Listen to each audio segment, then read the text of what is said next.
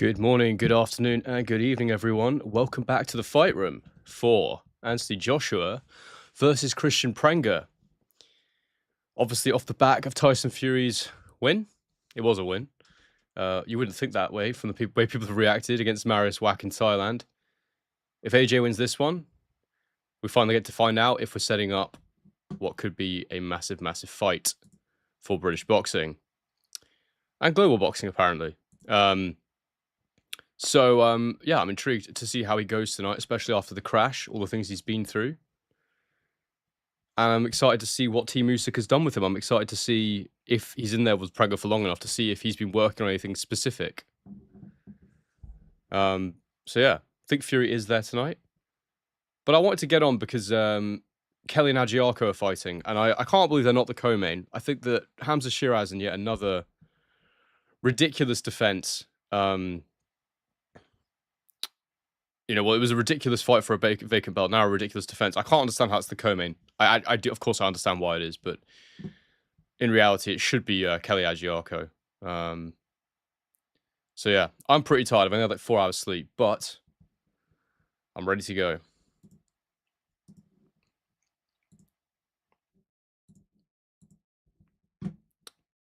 Big up, Kane. How are you, mate? Been a while. Exactly 202. That's exactly right. It's in Saudi, so Shiraz is the co-main. That's exactly right.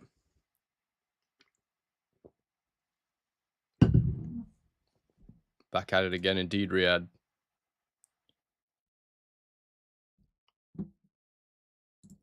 Yeah, Kelly's up next, Ben. Apparently, apparently it's not co-main, which I only just clocked just now. I thought it was going to be the co-main, so I wasn't too bothered about watching Shiraz. But yeah, here we are. I didn't see Susumi's KO. I wish I had. I was hoping to catch it, but yeah, obviously it starts super early for me here in Australia, so and I spent yesterday making my Fury videos, so I'm yet another weekend going by without a break. So yeah, it is what it is.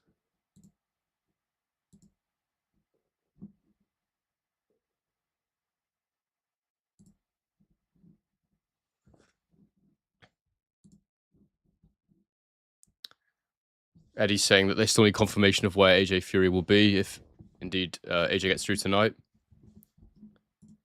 Pay-per-view worthy match, says Ben Arrow. Well, look, at the end of the day, like I've always said, people, I'm going to have all the fights on pay-per-view because I'm obsessed and I love it. If other people want to do the same thing, then cool. But I totally understand if people wouldn't want to pay for this fight. Of course, he's not at the level Prenga, or he shouldn't be. But the thing is, I'm still going to watch the Joshua because I'm so intrigued to see where he's at right now. Maybe there was some Joshua fights I wouldn't have paid for, but yeah, I'm excited to see what's going to happen. So yeah, if you do want to get it, there's a link in the description. And if you're a new viewer, then there's a discount code as well, Henry10. I think it's 10% off at checkout. So yeah, it's not as bad as it could be if you use the discount code. And look, we'll be commentating either way. So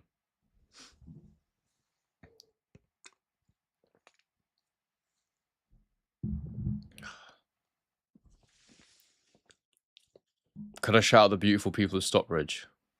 Absolutely. Shout out to the beautiful people of Stockbridge. Here comes Josh Kelly. People were complaining Fury wasn't televised. Yeah, they were. But now they're not.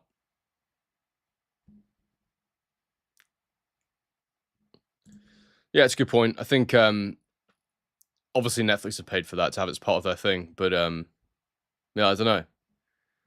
I feel like there's enough footage that's come out that it won't be like a big surprise whatever Netflix has now. So they should have banned filming in the arena if they wanted to make that a worthwhile endeavor, I suppose.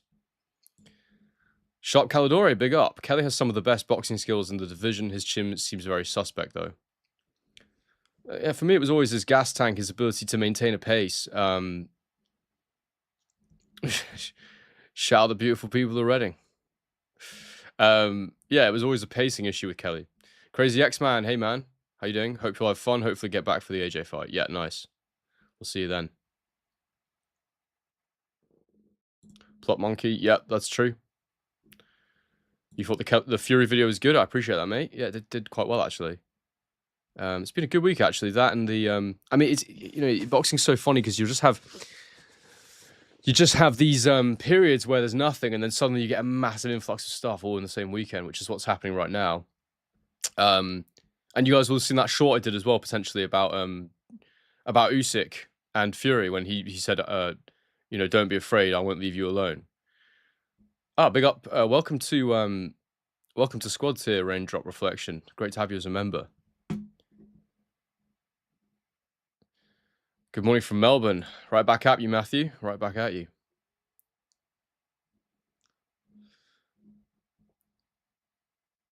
What did I think about Fury kissing each? Oh, I think you mean Wach. Not a lot. It's just Fury. He just does stuff like that. He licks blood off people's shoulders and, he likes to have a little dance in the corner and that. It's just what he does. But yeah, I'm guessing you guys saw the clip of that I put out of Usyk talking with Joshua in the gym, talking about how he got inside Fury's head by saying, "Do not be afraid. I won't leave you alone." And it was all based on what he'd read about Fury, which was that Fury used to get really scared when his dad would go to work, apparently. And it's very, very interesting because a lot of people commenting saying, I don't understand. And people are saying, well, Fury didn't understand it, so what does it matter? But I felt if you watched his demeanor after Usyk was saying that, he just seemed kind of a bit confused and a bit sort of taken aback. It didn't seem to be water off a duck's back like it normally is with Fury. And it was definitely the weirdest he's behaved in the build-up to a fight when he was facing Usyk. Normally Fury, very in control, dominates the press conference. He's the charismatic one. He's the one who's the center of attention. Look what he did to Vladimir Klitschko. But then when he faced Usyk, he hosted his own press conference in Morecambe before the fight to kind of peddle these narratives about how he was the bigger man and Usyk was too small and how, a good big man beats a good little man and all that stuff. And I definitely think Usyk got inside his head. Now, whether Fury realized what was happening, why he felt uncomfortable, that's a different question. And look, maybe it didn't have any impact, but Usyk's got a master's in psychology and he's been in this game a long time. So for people to think that, it would have no impact or that it's a definitive idea that it wouldn't have impacted Fury at all and his psyche going into the fight, I think you're being a little bit, I don't know, dismissive of the idea that that can work because mind games are a thing in boxing. We've seen them work many, many times. Look at Frochgrove's one. So, I just think that people don't like to think that psychology is a thing, but it definitely is. Big up, another new member, Chris Wood. Great to have you, mate. Thank you for joining. Usyk studying Fury's autobiography is a bit scary. I mean, it's just thorough, isn't it? If I was a fighter, I would do the exact same thing. You got to get all the information you can, and then, you want to make people emotional. Boxers don't fight as well when they're emotional. Because you got to be focused. Sorry, I'm just removing my tea bag from my tea. So I can get a swig of this. Oh, that's good.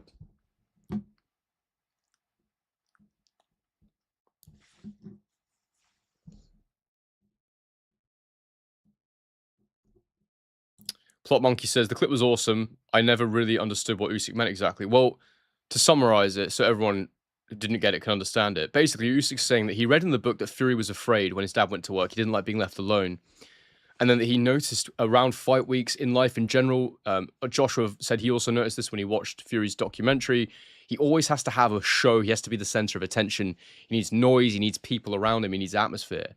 He doesn't like being alone. So Usyk was trying to trigger this insecurity in Fury by saying, do not be afraid. I won't leave you alone. Almost letting Fury know on a subconscious level or a conscious level if Fury was, aware enough to figure out what was going on, that he knows what his deepest insecurities, his deepest fears are. That's how you get to someone. It's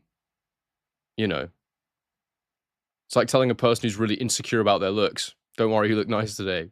Or something like that. It's like, it's way more subtle than that, but like it's just trying to press someone's buttons and get them out of feeling confident, out of sorts going into a fight. It's very smart.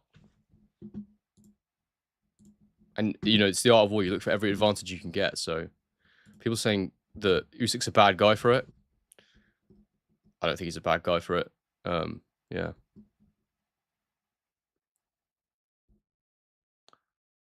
All right, beautiful golden dragon, calm down.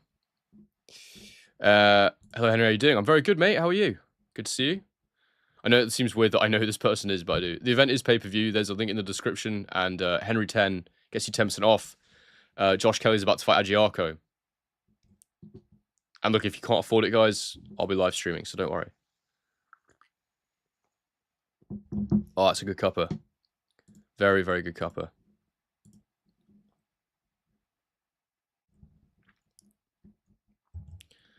Does AJ have a good chin? I don't think AJ's got the best chin. I think he's got a pretty mediocre chin. I think that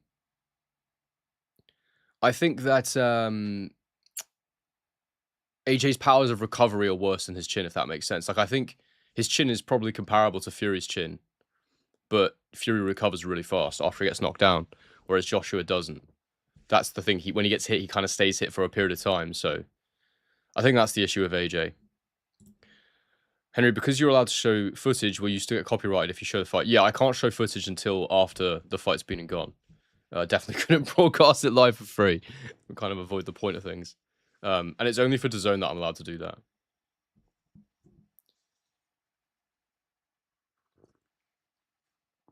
Ugh.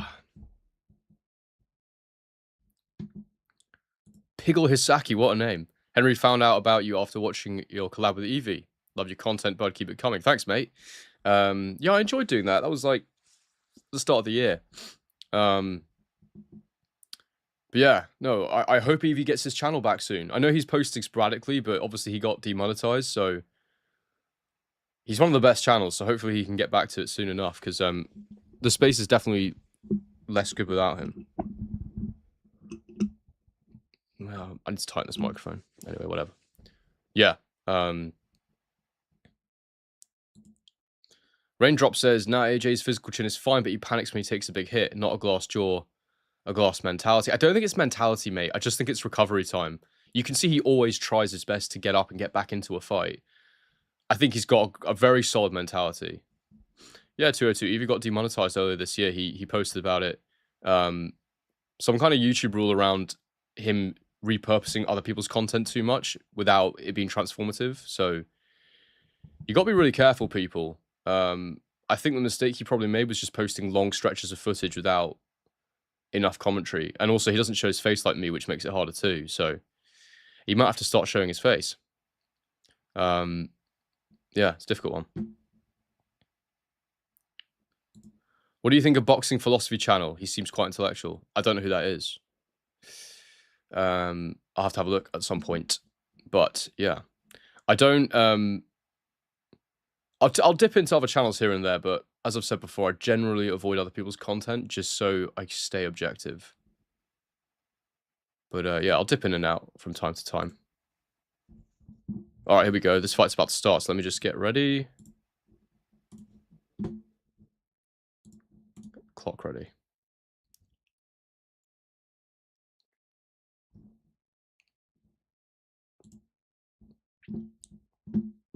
Here we go, people.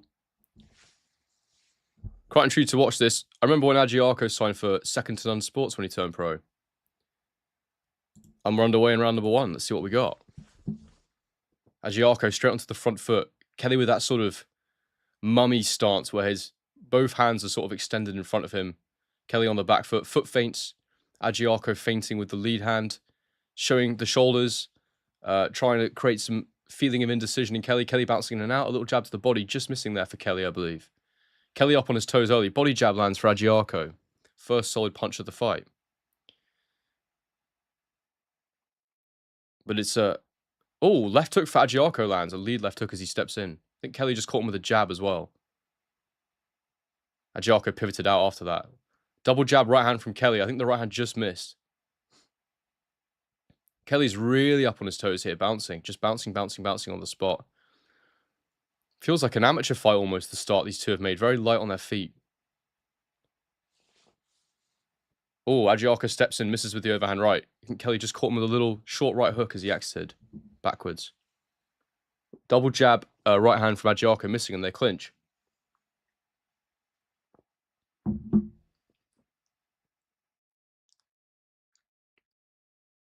Agiarco's not rushing his work at all at the minute. He's holding his ground. Kelly steps in with the jab, just misses, and Agiaco then dips onto the follow-up left hook. Feint from Agiaco. Lead left hook from Kelly, just missing. Both really making each other miss at the minute as they spin round in the clinch. Agiaco goes to the floor and gets up. Back to it. Agiaco using a long lead at the minute, just touching Kelly's lead hand, which is far extended in front of him. Kelly's definitely got to be sharp with those feet because his guard's very open if Agiaco can close the gap quickly. Double jab from Agiaco, just missing. Kelly just gets his head off the line. It's a real boxing match, this one. I know that sounds like an obvious thing to say, but they're both boxing. There's no slugger in there, really. Oh, right hand from Kelly lands. Agiaco just pulls back. Only just, though. Just missed the majority of it. There's a jab from Kelly as Agiaco moves around. That was a good jab from Kelly. It's a close round, this, though. It could go either way if someone was to land a good shot. Oh, jab from Kelly right into the body. Lands there. That was good. I think Kelly's just edged ahead and around for me now with 30 seconds left to go. Agiaco still feinting, still moving. Kelly's actually holding his feet a little bit more now. I think he's probably found the timing. There's a body jab from Agiaco. Then they end up clinching. He keeps ending up with his arm over Kelly's neck, Agiaco.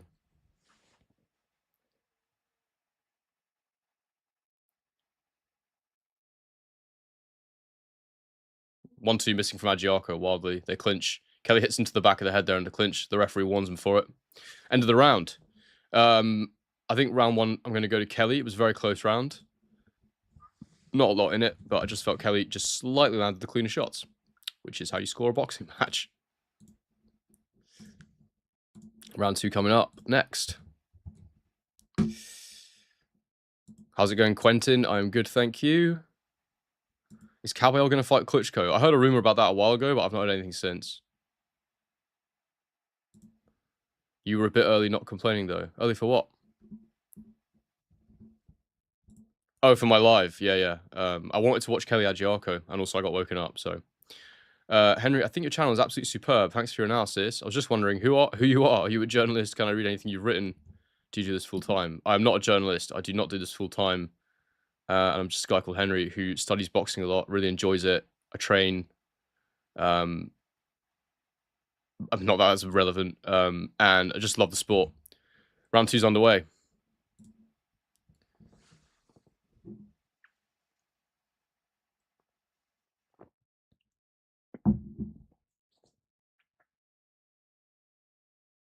Feint from Kelly. Agiaco takes a big step back, but no follow-up shot from Kelly.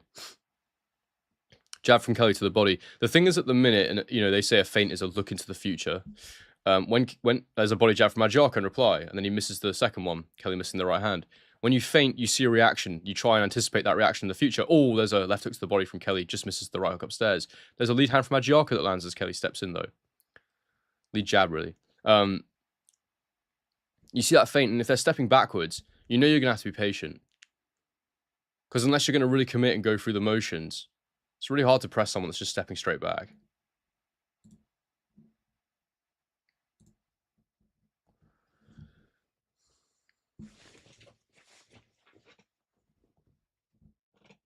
Yeah, the training does help analysis, you're right. And I enjoy it a lot. Oh, right hand from Kelly lands. Lead right hand. He steps in with it.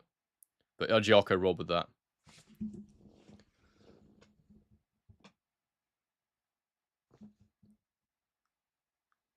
It's true, like sometimes I'll study something in my analysis. I'll go and try it on the heavy bag or whatever, on the pads.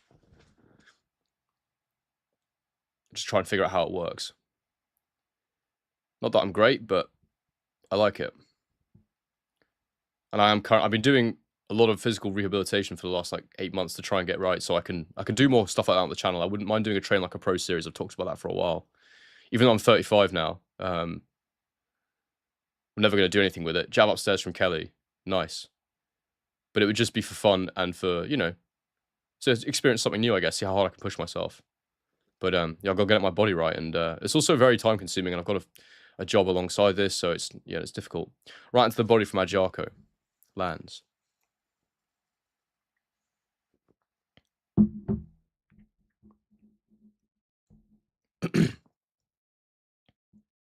There's a right to the body there from Adjiarko. Oh, a jab upstairs from Adjiarko as well.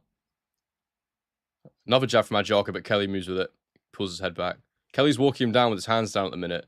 I don't love it. I don't love it. I want him to get a bit more active with that lead hand. There's a jab from Kelly that lands. That was better. And another one, but Adjiarko rolls with it. Pulls away.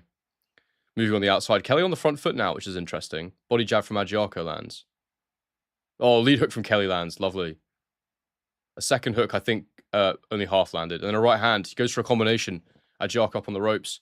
Adjiarko's still moving, though. Kelly goes back to the center of the ring. Body jab just missing from Adjiarko. And that is another Kelly round for me. Kelly just looks a level above.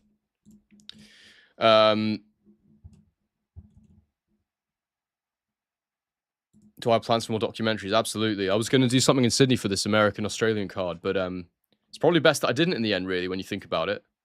Because the whole card's sort of fallen apart, which is really disappointing. But yeah, I just had too much on. Can you collab with Proper Boxing or Rummy's Corner? I would happily collab with both of them, but yeah, I've never been invited on. So if I get invited on, then maybe it'll happen. We'll see. You don't do it full time yet. It's a matter of time. This is my favorite boxing channel. Thank you very much, mate. I appreciate that. We'll see. We'll see what happens. I don't know. I feel like it might be nice to always have irons in different fires, as they say. But yeah. Must be hard doing streams as soon as you wake up. Yeah, it is, Ryan. It is. Oh, round 3 is underway, and I've not done the clock. I'm sorry. I'm sorry. I'm sorry. We're underway. My clock is about 5 seconds behind. Oh, no. It's only 3 seconds behind. Adjiarko sets in with a jab. Kelly makes everything miss. It was a 3-punch combo, and none of it landed. It was positive, but it didn't land.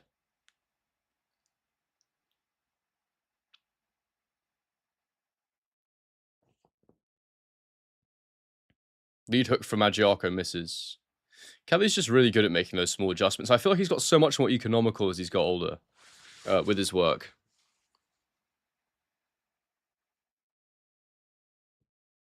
Jab from Kelly just misses. They're both just kind of posturing in front of each other at the minute. The lead hand from Kelly to the guard. It was a hooking shot. You know, he likes to fire that really fast lead hook. Reminds me of Ryan Garcia a bit, actually, the way he throws it. Double left hook from Kelly, just missing. Jab from Adjiarko misses. Kelly just got his head off the line.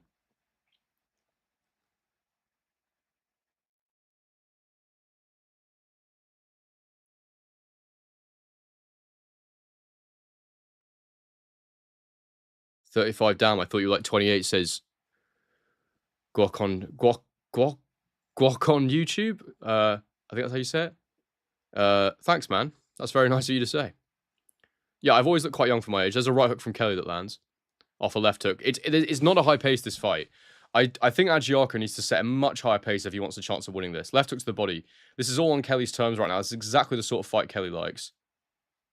Reflexes based. Not having to work at too high a pace. He can box like this all night.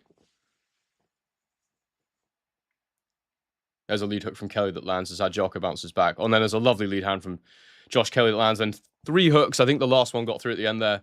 Does a little showboat at the end of it. Adjiarko's being way too passive for me, standing off Kelly. If he plays this game, he's going to get outboxed all night. And it's just not good enough from Adjiarko. He needs to work at a much, much higher pace. He gets to the inside, tries to throw some hooks. He does land a left hook in the clinch there to the head. Very short, so it wouldn't have been too impactful, but it did shake Kelly's head a bit. But he's got to be way more active with the lead hand for me, Adjiarko. He's got to go to the body a lot more. He's just got to be busier.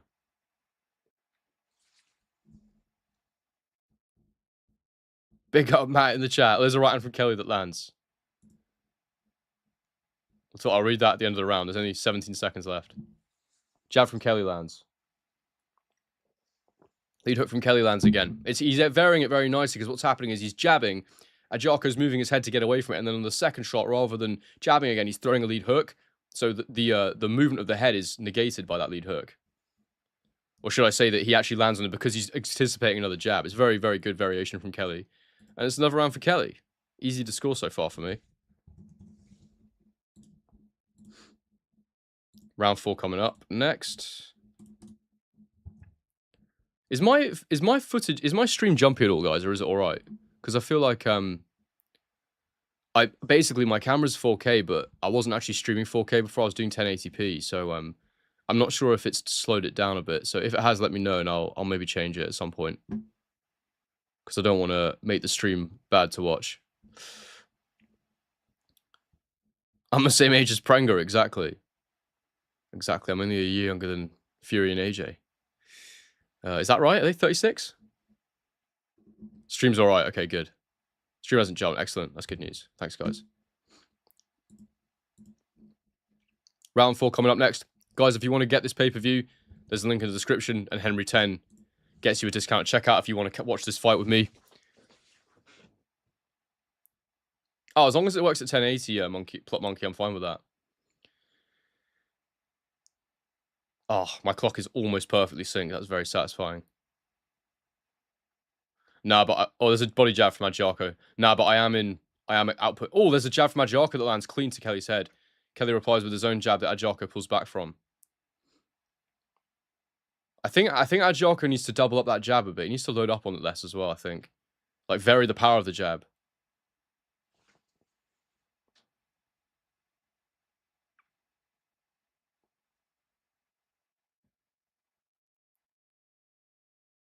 Oh, there's a 2-1 from Adjarko. That was a different entry that time, throwing the right hand first. Works ground in 4K too. Very good. Okay, excellent. Oh, there's a right hook from Adjarko. Kelly replies with his own right hook. Both of them rolling with both the shots, though, so not the full impact. Could hear a little whooping in the crowd. I'm not sure what that's all about. Right into the body from Adjarko.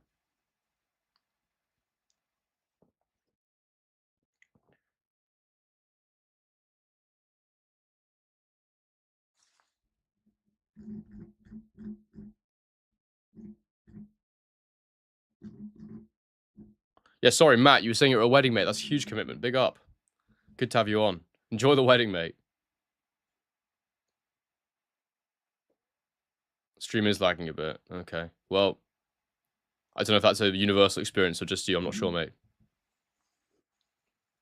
The stream's always behind the DAZN stream.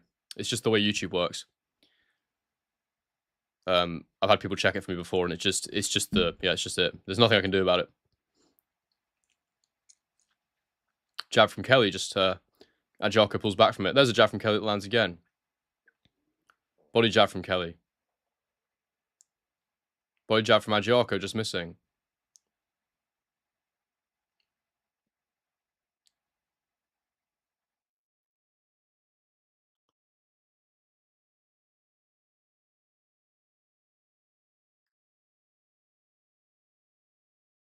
Oh, lead hook there from Kelly on the inside. That was good. It's a very slow-paced fight, guys, if you're wondering why I'm not saying too much. 1-2 from Kelly, just missing. Adjarko pulls back. Left hook to the body there from Kelly, missing a hook upstairs. Adjarko missing his own hook in reply.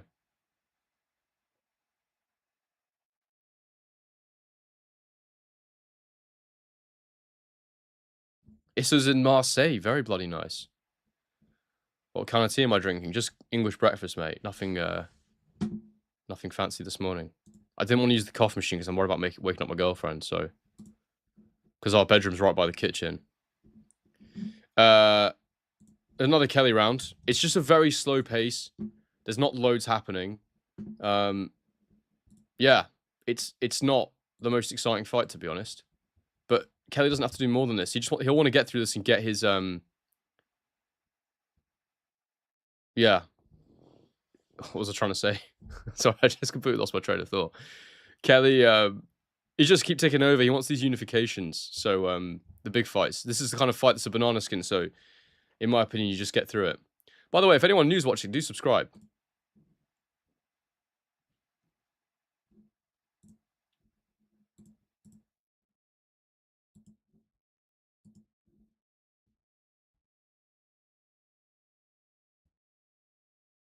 And we're underway in round number 5.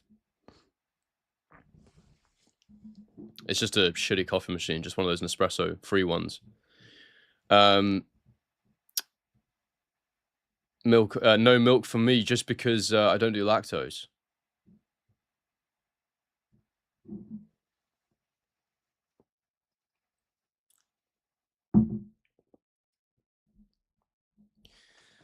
All right.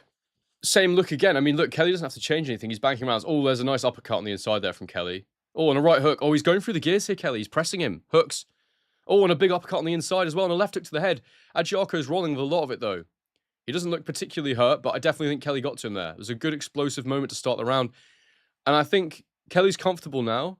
I didn't think he'd press him, but he is pressing him. He's going for it a little bit. Lead left hook from Kelly there. Nice. Adjiarko's smiling back at him, but I think he's trying to tell him, you're not hurting me, you're not getting to me, but yeah, interesting. Carl Frampton gave Adjiarko the last round. Personally didn't see that, but I only really remember him landing that heavy jab at the start of the round.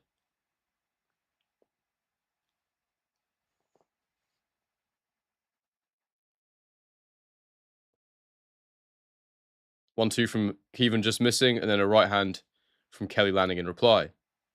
Jab from Kelly, the second one missing.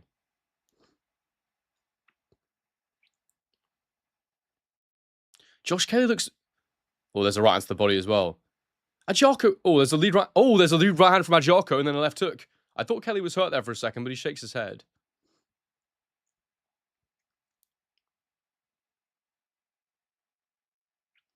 Did Adjiarko ever fight at 147? I can't remember. Because, oh, he's cut. Kelly's cut below his right eye. There's a proper cut there. And Kelly's warned again for hitting him in the back of the head in the clinch. And he's stupid. He's been warned for a final time. He's going to get a point deduction if he does it again. He's got to stop it. Do I have biscuits in my tea? I don't really eat biscuits. I try and avoid sugar. Lead left hook from Kelly lands. Yeah, lactose and processed sugar are the two main things that I avoid in my diet. Jab upstairs from Kelly to the guard. Everything was on the guard there. The cut's, luckily for Kelly, the cut is below the eye, so he'll be sound. It's not going to affect his vision at all. I don't even know if he knows he's cut, to be honest. There's not that much blood coming out of it. Good bit of head movement there from Kelly, and he pivots round. There's a jab from Kelly. I think he's trying to walk Adjiarko onto something now. He's trying to tempt him in. And they clinch. Adjiarko throws some hooks on the inside, then a counter left hook from Kelly. That was nice.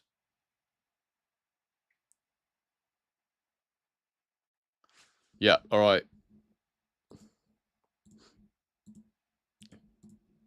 Another Kelly round for me.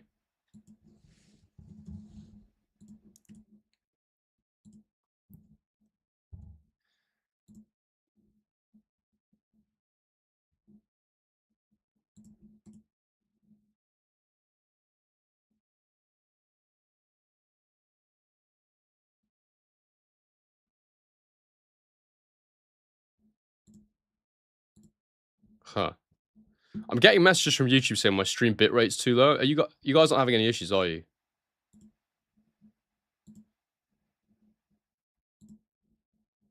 I can't change it now anyway, so. Oh, as long as everyone's enjoying the stream, that's the most important thing.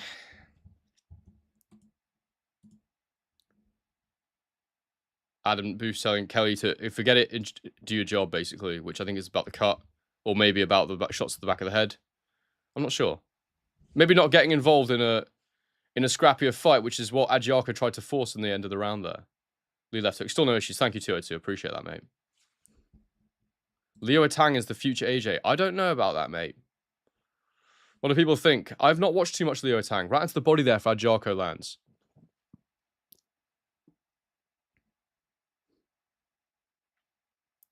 Jab from Adjiarko just missing. He's trying to throw really fast hooks, alternating left, right, inside Adjiarko. There's nothing in it. Kelly being warned about using the shoulder now by the referee. More fast hooks on the inside from Adjiarko, but there's nothing on them. Kelly keeping his hand nice and high, so he's fine there. I think he's just trying to mess with that cut more than anything, Adjiarko, maybe. Well, he needs to score points as well, what am I saying? It's not just about the cut. There's a jab from Kelly that just misses.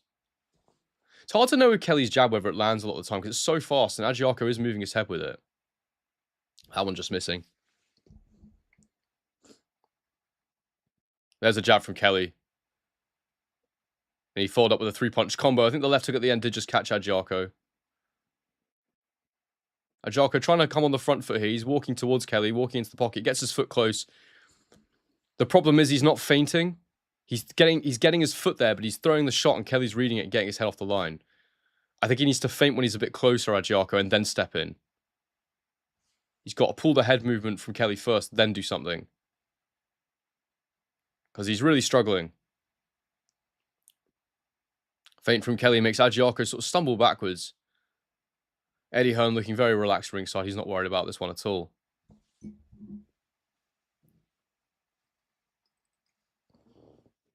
Some hooks on the inside there. Nothing really landed clean. Then Kelly landed a jab to Adjiako's head in reply.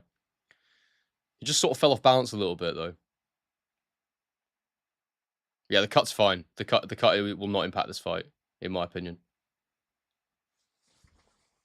Well, it won't affect his vision anyway. He just might not like being cut, but I'm not even sure how aware of it he'll be. Oh, he's got to be careful. Oh, he's going to get a point deducted, I think. Yeah, he's just been warned for the back of the head again. Kelly. Adjiako was kind of turning, though, so that's harsh. But Kelly's getting a point deduction. Yeah, he's had a point deducted there, Kelly, for hitting the back of the head. Okay, well, I still think Kelly's winning this round, so that'll make the round 9-9 if Kelly does win it. Well, there's a jab from Adjiako, then a right hand.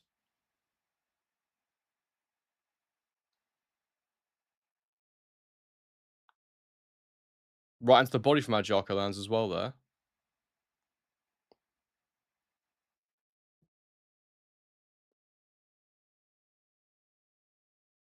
Yeah, I still think that's a Kelly round, so it's a 9-9 round for me.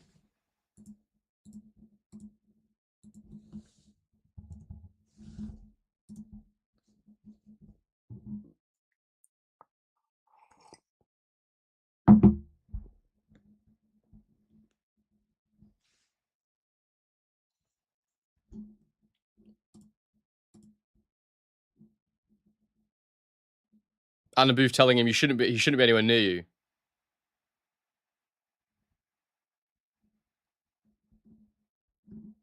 He's telling him to raise his game, raise his intensity. I do think Kelly's got gears to go through here. He's cruising a bit. Kelly's not running at all, Adam. He's holding his feet plenty. Adjiako's just not doing a good job of closing the gap.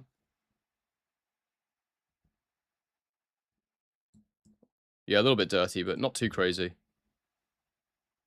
But it is the back of the head. I thought the last one was a bit unfortunate because I did think Adjiako turned, but anyway. We're underway. And my clock is synced to perfection, which makes me so happy.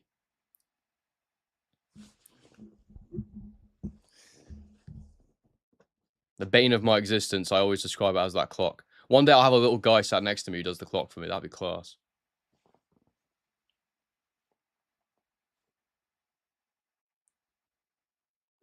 Adjiako did land a little left hook there.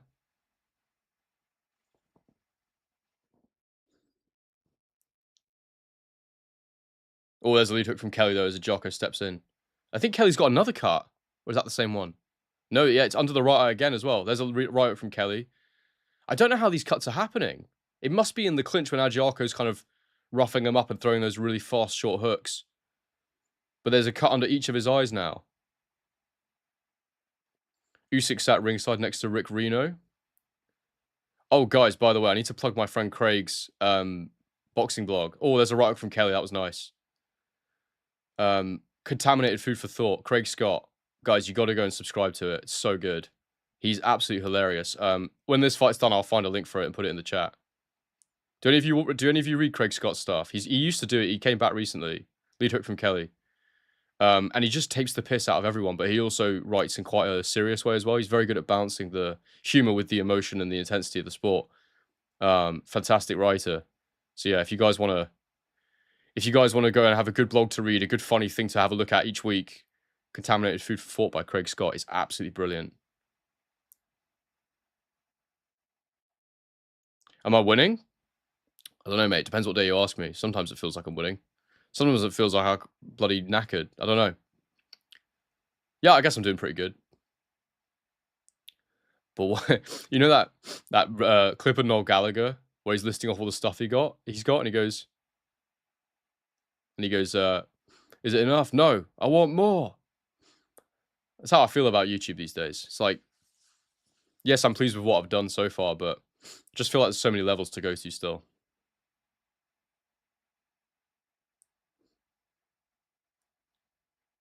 Oh, there's a nice shot to the body from Adjiarko. He's lunging in a bit more. A bit quicker closing the gap.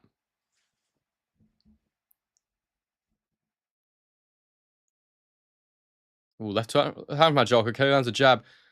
I think Kelly is just edging... Sorry, Adjiarko is just edging this round. Adjiarko's just being a bit braver on the entry. I think Kelly needs to just...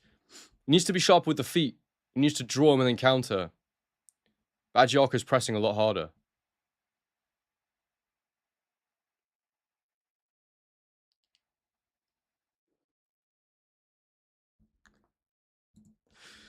Grandy says Kelly leading in with his head on the clinch. That's why he's getting cut. Also been cut a lot in past fights, so it might be scar tissue. Yeah, very possibly, mate. I'm going to give Adjiarko that round. I thought he won that round. But it was close.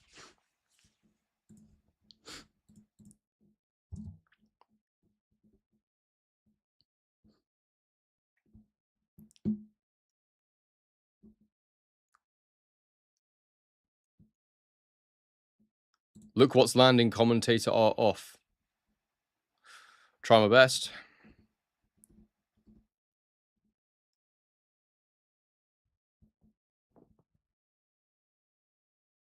What my thoughts on the World Cup? Just like generally. I love it. It's great. I was depressed when England went out, but I mean, it's an amazing spectacle. It's probably the best sporting tournament in the world. I love football. Chelsea's my first love. We're underway in round number 8.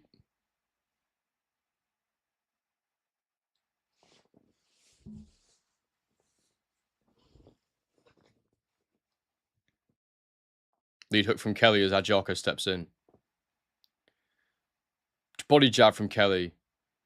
He's leading off a bit more now. There's counter hooks there to the body from Adjiarko. Those are heavy hooks. I have to say, I just don't see Kelly getting on well with Boots Ennis, I have to say. Oh, there's a lovely left hook to the body there from Kelly.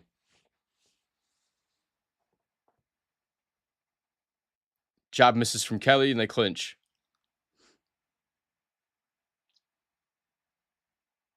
Yeah, I live in Australia. I'm from the UK. Spent most of my life in Scotland.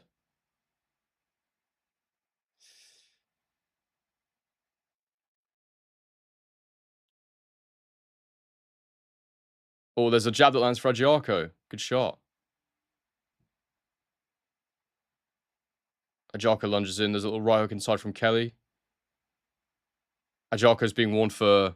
I'm not sure what that was for. Maybe a bit punching low, but I didn't see that.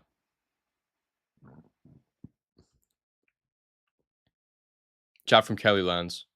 They clinch.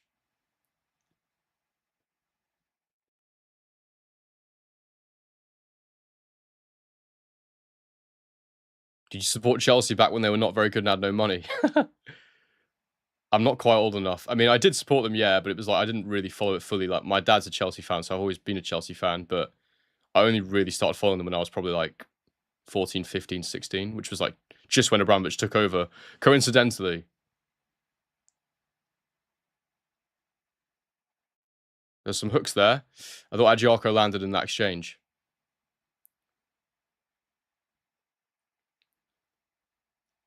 There's a lot of standing off. Oh, there's a lovely left hook to the body from Adjiarko. He's doing a great job at the minute of finishing low with his hooks in the combo. He's stepping in, making Kelly move his head, then finishing to the body, and that's really, really good. Much better, and Adjiarko is winning this round for me. Bit of a swing in the fight, for sure. More hooks to the body, then a left hook upstairs from Adjiarko. And now he's complaining about use of the head, but the referee doesn't warn Adjiarko, so he clearly doesn't see it the same. Lead hook from Kelly misses. Adjiarko is the dominant oncoming force in this fight right now. It is definitely swung. I just think Kelly's totally got off his game plan here.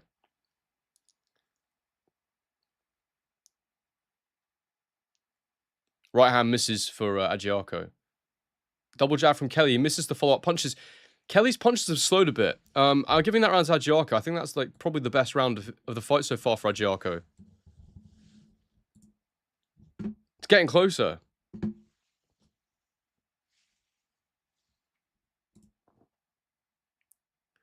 Kelly in the corner saying he thought he won that round, but I don't agree with that at all. Big left hook there from Agiaco. Like, really good hook.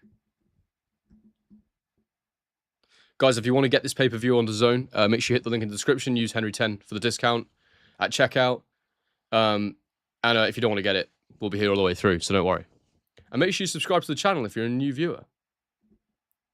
And also, bang a like on the stream, please, people. There's over 300 people in here and only 54 likes.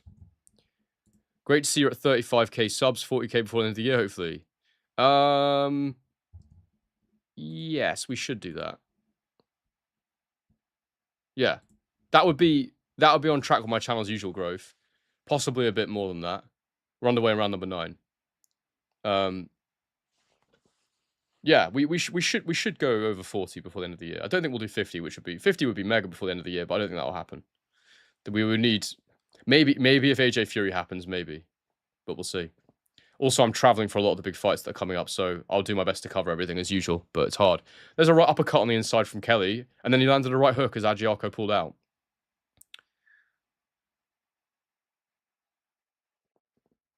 There's a counter jab from Agiaco that landed there. Kelly threw his. Agiaco countered it. Yeah, he should have gone. He just needs to keep going to that body. Kelly's definitely slowed down for me. Carl's got it all tied on his card. I don't agree with that. There's a lead hand from Agiaco that lands, though. There's a lead hook from Kelly that lands as Agiaco steps in.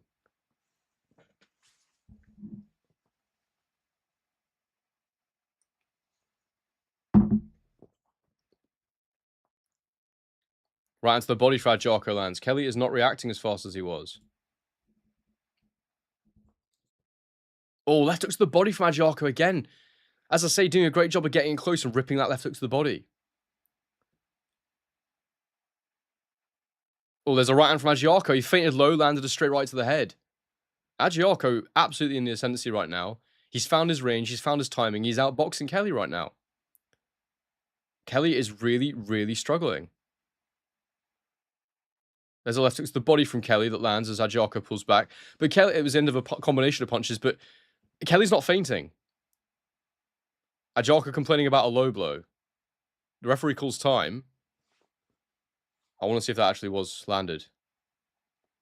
Kelly kind of off his jab a bit, Grandy, yeah. And he's not fainting enough. Yeah, that was a low blow.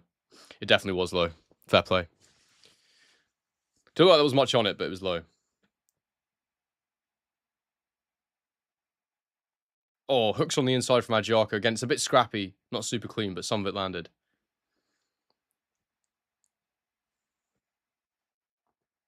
Will I be at the Moses Atalma fight? No, I'm going to be in Liverpool for a wedding. But I will, the wedding's on the Sunday, so I will cover the fight. I'm hoping to go live, but I'll be in a hotel. So, oh, big right hand for Kelly lands. Left hook, then the right hand landed after that. Agiaco working hard on the inside, though, to land hooks. Kelly keeps complaining to the referee. He's complaining about his cut. I think his nose might be gone. I need to see his nose.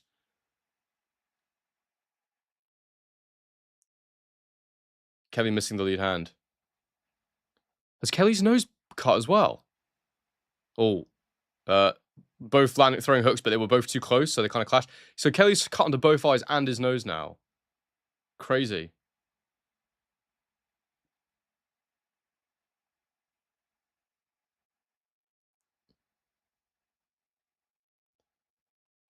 I'm giving Agiaco this round as well.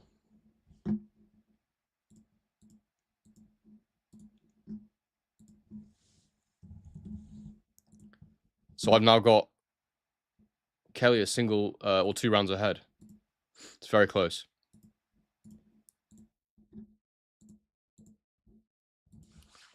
That point deduction could be crucial.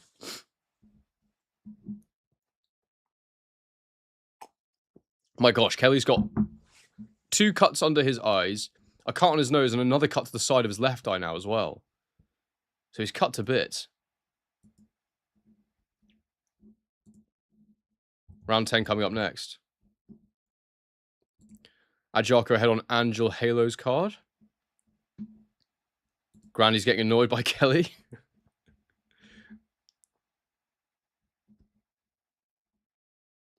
I'm not getting married in Liverpool. It's a friend's wedding. Round 10 is underway. Well, let's see what we got.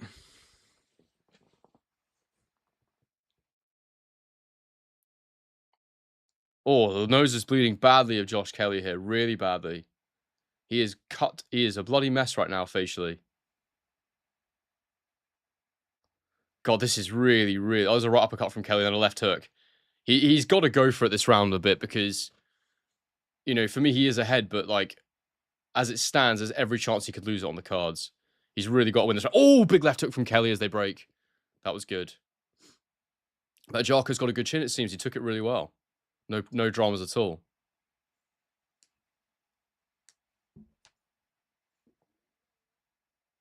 Oh, right uppercut from Kelly inside there. All right, so Kelly's taking a new approach now. He's getting close, and he's trying to work on the inside a bit more. Oh, back of the head again from Kelly there. Ajarko complaining about it. Kelly dips under the left hook. Then he goes to the body. That was lovely. Triple left hook. Oh, and a right uppercut. He's getting close now, and he's working Ajarko's guard. Left hook to the head. Left hook to the body. Right uppercut through the guard. That was a really nice combo. Left hook from Ajarko in reply. But Kelly is working much harder this round, and he needs to. Yeah, Kelly's just complete change of strategy from Kelly here. And it's working for him at the minute. Right hand from Ajarko blocked. Lead left hook from Kelly, then a right uppercut. That's working well for him. Hooking first, then going with the right hand. Some kind of variation. Whether it's an uppercut, straight right hand works as well. Probably a bit close for that shot. But there's a jab from Ajarko that lands.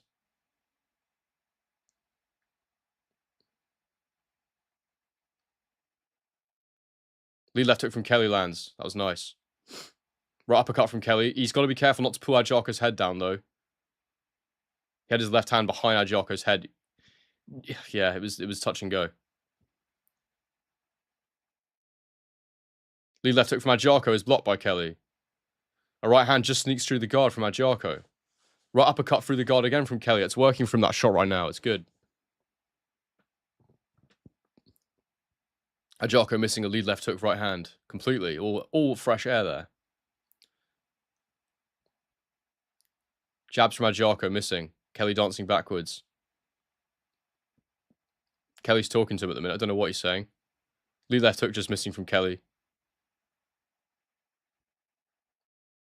Oh, jab lands for Ajarko. Jab from Kelly. Well, that was on the guard, though.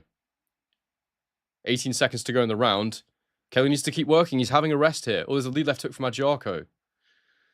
My God, on this performance, you've got to say Murtazalia really performed poorly. But, I don't know, maybe Kelly was just more on the job. Hooks from Ajarko don't land clean. I think Kelly's taken that round. I think he had the first half of that round for me. Ajarko came on a bit stronger in the second, but there was some good combos from Kelly there, so he's just nicked that round for me.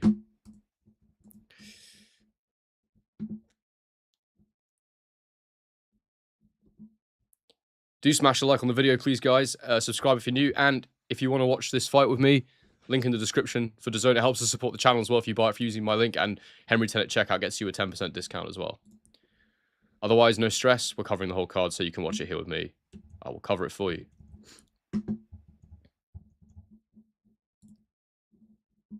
Round 11 coming up next. So excited for Tama Hrgovic, by the way, people. I think that's going to be so good. That's the one I'm really, really looking forward to. Finally get to find out how good he actually is. KO says, I got that wrong. Ajarko won the 10th. What do people think? Who won the 10th round? I think it's debatable. Round 11 underway.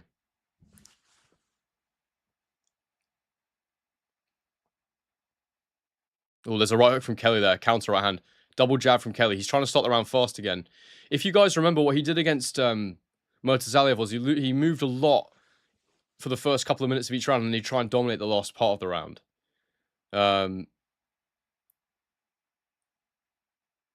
There's a jab from Kelly that lands. Ajarko jabs and misses. Jab from Kelly to the guard.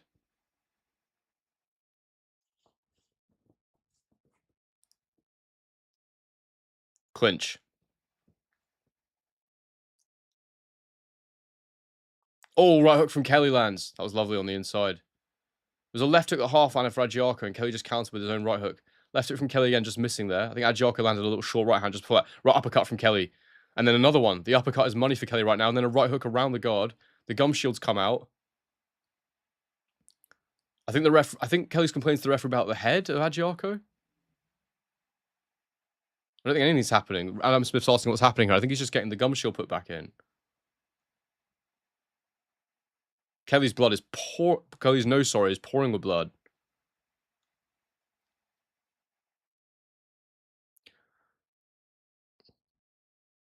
Jab from Adjarko. Gets through there the second time. Oh, he's covered in blood, Kelly. Then a 1-2 gets through for Adjarko. Or a 2-1, I should say. Oh my gosh, Kelly is really covered in blood. His whole body's covered in blood. His shorts are covered in blood. Oh, there's a counter left hook from Adjarko. Kelly was working the guard there, but none of it landed clean. Over half the round to go. I had Kelly slightly winning the round at the start of the round, but oh, there's a counter left hook from Kelly. Lovely. Adjarko did partially land a right hand, but it was mostly blocked, I thought. Oh, Kelly's face is a bloody mess. There's a jab from Adjarko that lands a 2-1. Gosh, this is Adjarko's face is completely clean, unblemished. He isn't even bruised. As it seems, so it seems anyway. Counter uppercut from Kelly. Doesn't quite land clean.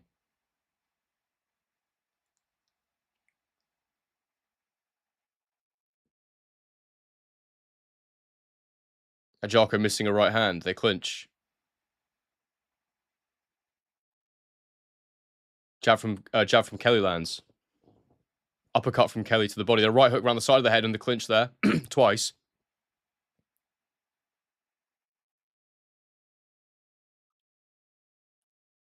I think Kelly's just not done a very good job of tying him up on the inside, and that's why he's so cut. Adjarko's been working really hard in those spaces. Counter right hand there for Kelly. Just missed. Adjarko pivoting round. Oh my days, his face is horrendous. Oh, lead left hook from Adjarko lands. That was a beautiful shot. He stepped through with the right and then he launched with the left. I don't know what the cuts for Rule 202. I didn't hear a ruling on it. Big right hand missing for Adjarko. Ooh. That is a tough round to score. I was thinking Kelly the whole way. Adjarko landed that big left hook at the end there. I think that was a Kelly round still, though, if I'm honest. If I'm really honest, I thought Kelly won that round. Just slightly more clean work with the right hooks.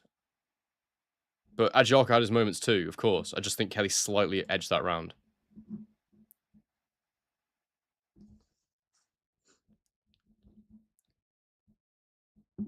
How's everyone else got it? Because I could definitely see Adjarko winning that round, to be fair. You could have scored that for Adjarko, I think. I wouldn't have really any issue with that.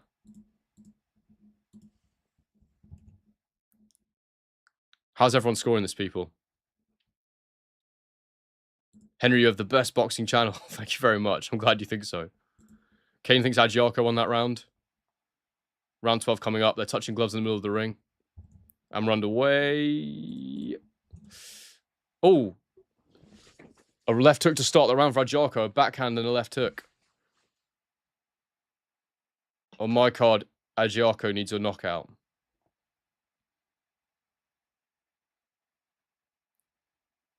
Carl Frampton's got Kelly a round up.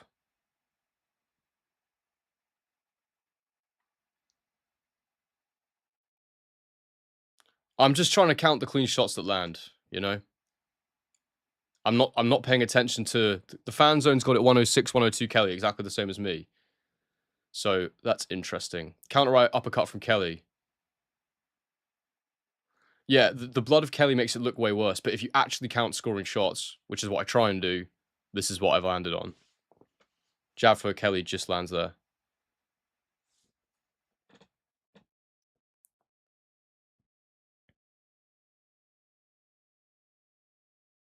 Counter jab from Kelly there, just missing the combination after that.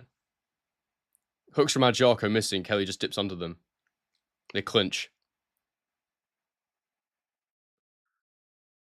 Adjarko just started way too slowly. He'll be gutted. But he's actually a good 154-pounder, Adjarko. I think he's got... If he just starts faster and he gets it right strategically earlier in fights, I think he can be a good fighter in the division. There's a big right hook that lands for Adjarko there. Big right hook. Kelly's fine.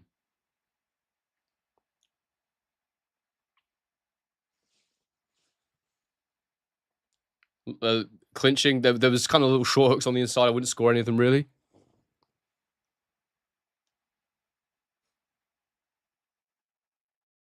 Adam Hurley says, other people are scoring it very close. What are other people scoring it, mate? What have you seen? Where's the guy with the mustache, Matt? As far away from here as possible. Right uppercut from Kelly. Then Adjaka lands an overhand right. Yeah, there's some monsters in Super Welter, but you'll see I did my top 20 rankings and... Oh, big left hook from Kelly. That was lovely to finish that combination. I do think Adjaka could potentially beat some of them. Given that Kelly is one of the top 5, you'd say. Maybe no less than top 6. World champion. Well, let's see. He's a world champion for now, anyway.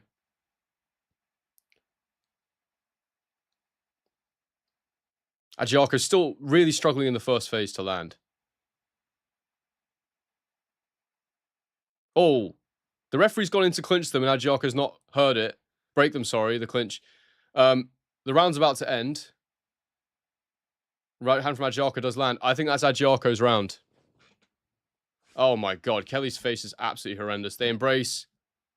Kelly's not happy, though. You can tell he's not happy. I'm scoring the last round for Adjaka. So the final score for me is 115-112 for Josh Kelly. Get your scores in the chat, people. How did you score the fight? We'll wait for the result. Please smash a like on the stream while we're waiting. Over 400 people and need 98 likes.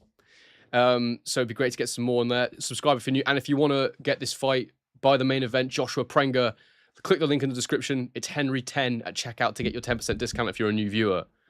And if you can't afford it, if you don't want to pay for it, I'll be live streaming anyway, so you can watch it with me. I'll commentate it for you, as I've been doing for this fight. All right, let's see how we get this on the scorecards. But get your scores in the chat, people. I want to see what you got it. So, Angel has Adjaka winning.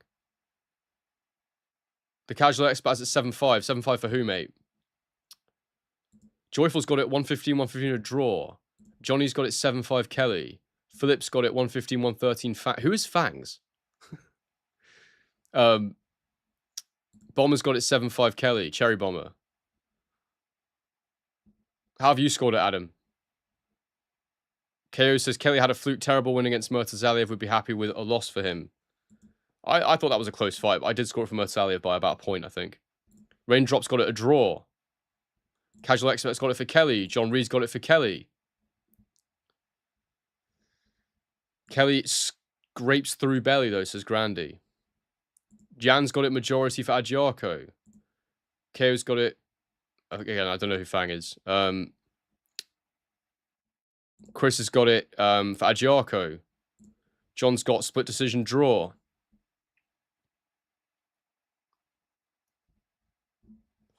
I'm going to message Craig. How's everyone else scoring at Adam if you're watching everybody else?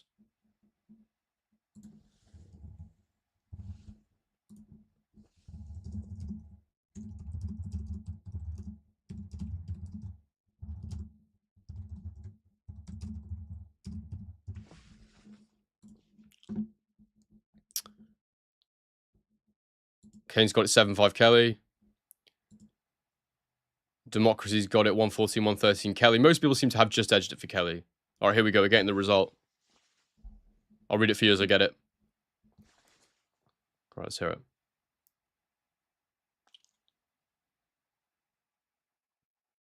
$114-113. And the other two judges have got it the same. 115-112. It's going to be Kelly, I reckon. Based on my card anyway. Let's hear it. And still, Josh Kelly gets the win. Yeah, I think you're right, 202. Kelly gets the win. I think my 115-112 scorecard was pretty good. Do you know what's really annoying, guys, is that the DAZN fan zone host is also called Henry. And people think it's me, but it's not me. I'm very clearly here with you. I'm not moderating the DAZN fan zone. Fuck's sake. There can only be one Henry in boxing, and it is me.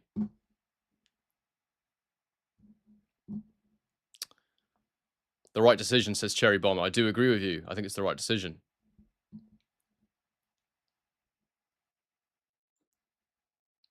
Agana had Ajiako up, but no complaints.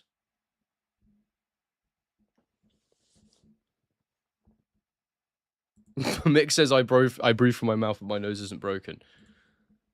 All right, guys. So what I'm going to put in the pinned comment is something I'd really love for you all to check out, if you do me a favor. So my mate Craig Scott, as I was mentioning before, he's a fantastic boxing journalist. Very, very funny guy.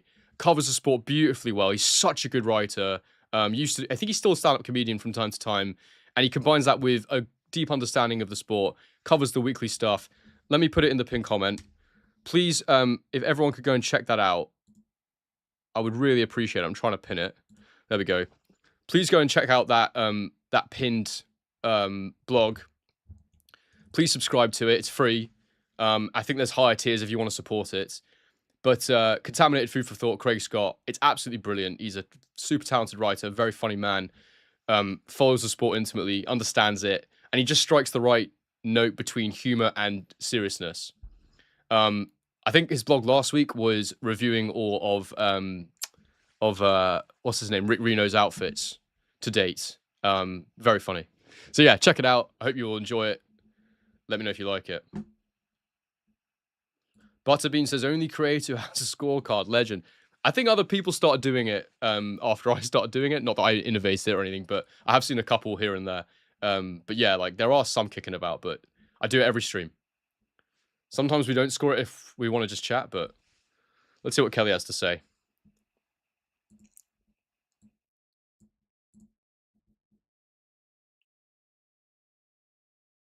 Oh, he looks like a mess, Josh Kelly.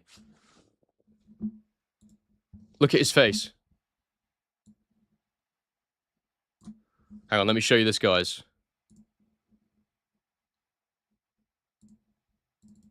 He's just thanking Allah. Look at that. That's Josh Kelly's face right now. An absolute mess. I'll make that bigger for you so you can see it.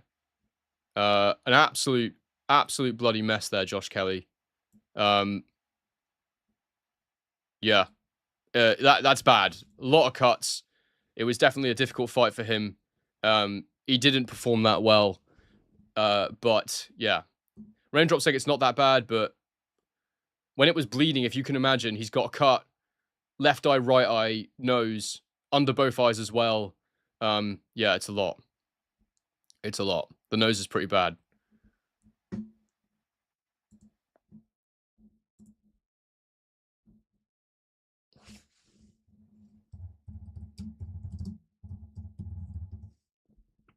Big up Mashford.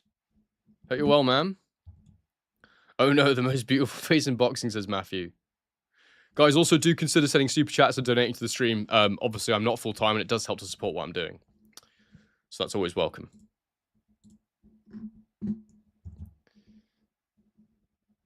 Cool. Anyway.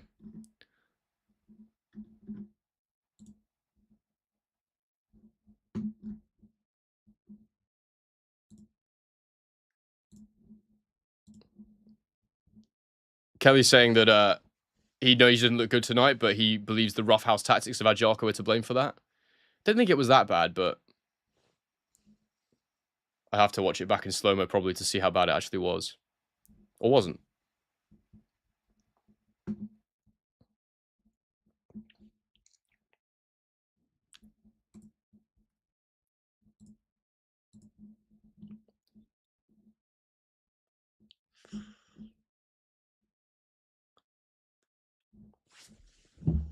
Badu Jack desensitized me. Yeah, that's fair enough, mate. That's. I mean, but yeah, that's like a war. That was like a war injury.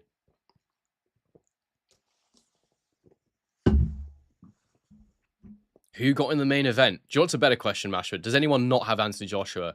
And if you don't have Anthony Joshua, you really need to explain yourself because I would love to understand why, what that's based on.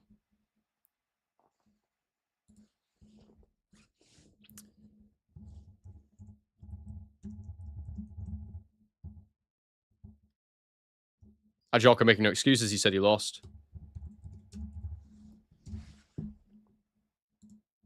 Says he thought he won.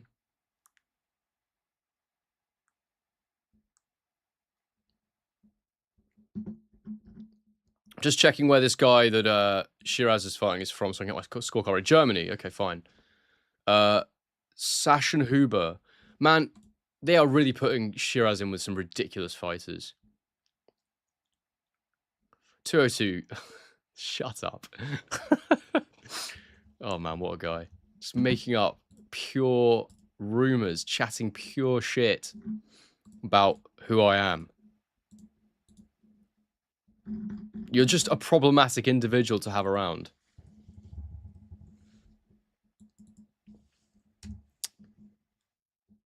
Ajako promising he'll be the first black Irish world champion. Maybe. He was decent tonight, but how old is he now? He can't have too long left. What is he? 29, so yeah. We'll see about that. Yeah, let me just check the spelling of it. I've never, suffice to say, I've never watched Sachsenhuber before. Has anyone watched Sachsenhuber before who Shiraz is defending his belt against? He's not Irish, funnily enough. I wonder if there's an Irish Sachsenhuber out there somewhere.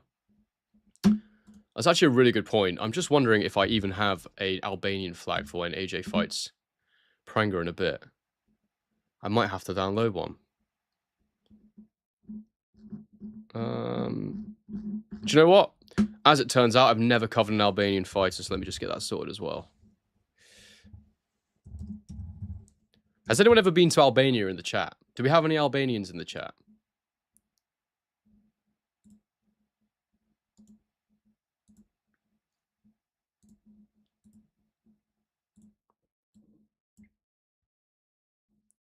Cool.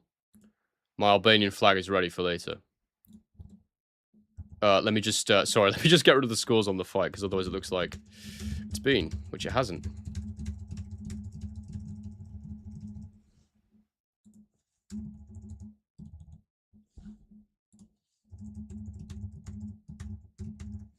All right.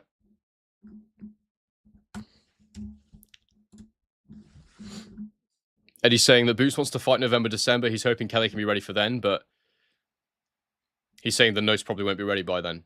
It's a bad cut. It is a bad cut. It's absolutely, actually horrendous. The nose is really, really not good.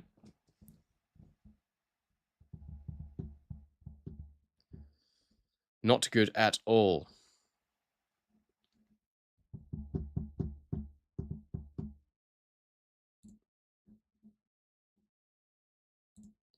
I put my stream goal up on screen, guys. It wasn't working last time we were live. I don't know what's happened to it, but I put it up again. We'll see if it works, if anyone donates. If it doesn't, then we'll get rid of it again. I'll try and fix it next time. Because I'll be going. I'm planning to go live for Sue and Errol Spence Jr. So we'll probably just do the main event for that one now, because the card's pretty terrible now, with all the fights pulling out. But yeah.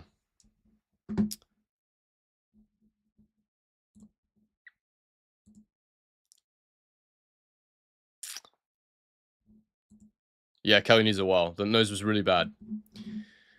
All right, we got Hamza Shiraz coming up next, and then we got the main event. So do stick with me, people.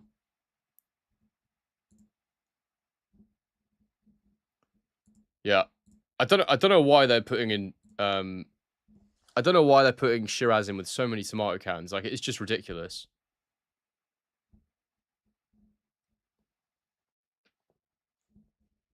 I wonder if they're waiting for Canelo. I wonder if they're just trying to keep him good until Canelo.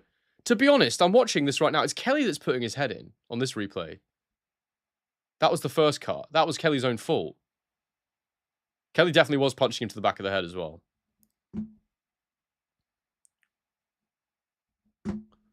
That's a nice comment. Bamunko says, Henry, I watched the documentary last night and it was exceptional. I actually watched it through twice back to back. And I'll probably watch it again tonight. Just wanted to say good job. Mate, that's great to hear. I'm so pleased you enjoyed it. I'm the same as you. When I enjoy something, I watch it multiple times. That's what I did with the movie Project Hail Mary. I really enjoyed that. But I love space. I'm a bit of a nerd. Interstellar is my all-time favorite movie. And it was like... Sorry, I'm going on a massive tangent here. I thought it was a slightly more fan-friendly or like commercial-friendly version of Interstellar. But it was very, very good. I liked it. So, yeah. Anyway, yeah, I watched that multiple times, so I understand. And the fact you got that feeling from something I made is very, very satisfying.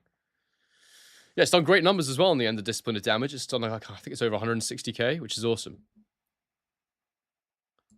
It's a fantastic project. And me and Matt will do another one. It's just finding the right opportunity, the right fight week to use it, to do it around. I imagine it will be something in America. I think that seems like the obvious next move. But I also have ambitions to do an Australian boxing one as well. And unfortunately, this card just came too soon for me. And in the end, the card's not really what it was meant to be anyway, so it is what it is.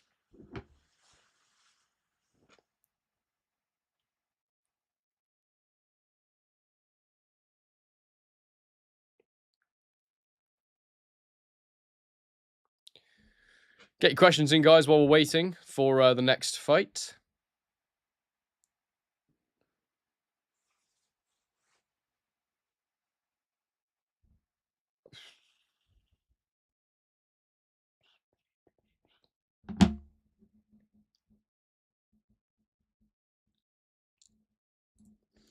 Hey, man, I'm going to a Talmas fight in August with my girlfriend. That'll be awesome, mate. Enjoy that.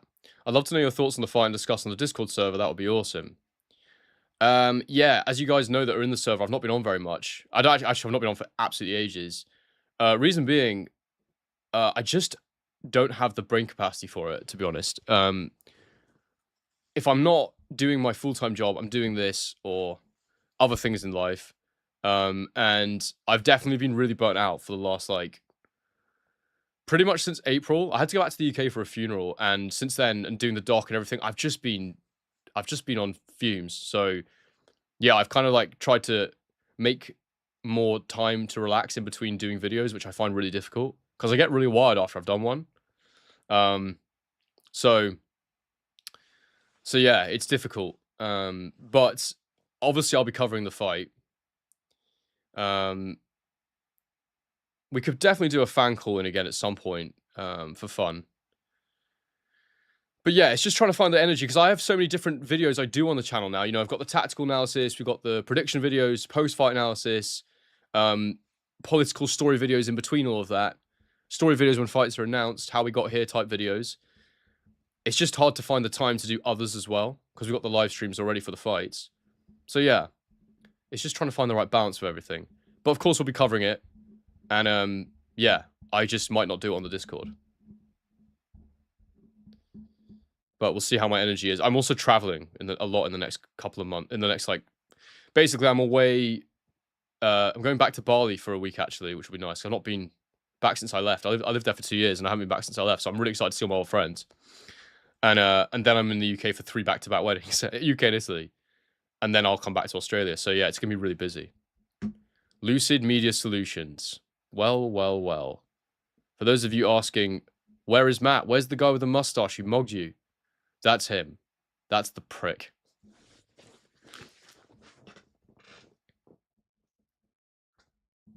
How did you enjoy studying theology? You picked up on that in my last video. Not my last video. Which video was it? It was when we saw my AJ in prayer. I didn't really enjoy it that much. I mean, I like theology. I like philosophy and ethics and all that kind of stuff. I do think about that kind of thing, and I sort of, you know, entertain those kind of thoughts. But I just got through my degree, to be honest. I used to cram every exam. Obviously, I had to do a dissertation and stuff like that, and I do know some things, but I'm nowhere near as qualified on the subject as I should be for someone who has a degree in it. But yeah, I got through, basically.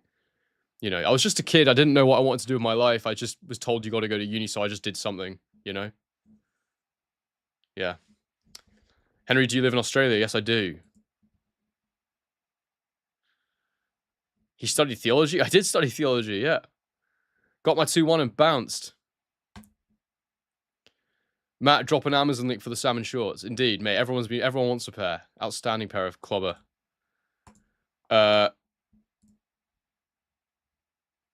Hi, Henry. What's the best fight you've been to, and would you advise going to one for the atmosphere? I like to go with my friends who box a lot. I'm watching the fight card right now. So I've not been to loads of live shows. I actually really enjoy covering it like this.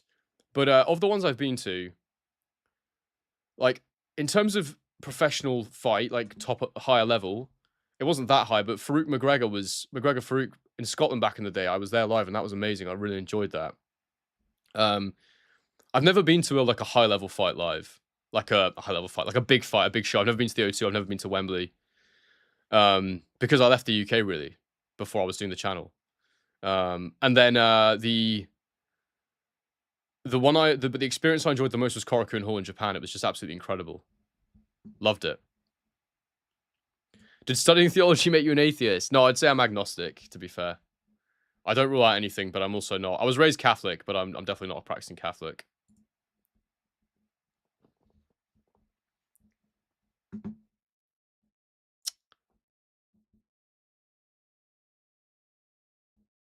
Are you going to interview Jar Pataya?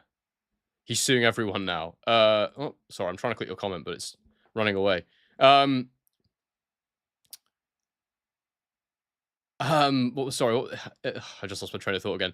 He's suing everyone. Yeah, so he's suing the IBF. I actually don't think that's. I don't know the ins and outs of what happened, but I can understand why he is. It's not surprising when you see that other people are allowed to fight for their belts and still be on Zuffa. WBC is up for Conor Benn against Ryan Garcia, and the IBF belt again was up for.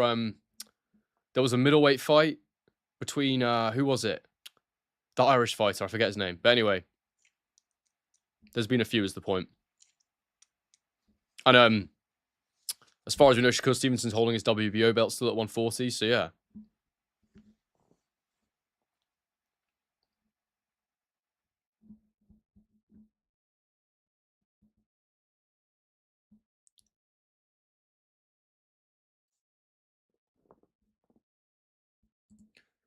Henry, will you go to Ajit versus Murat fight if it happens?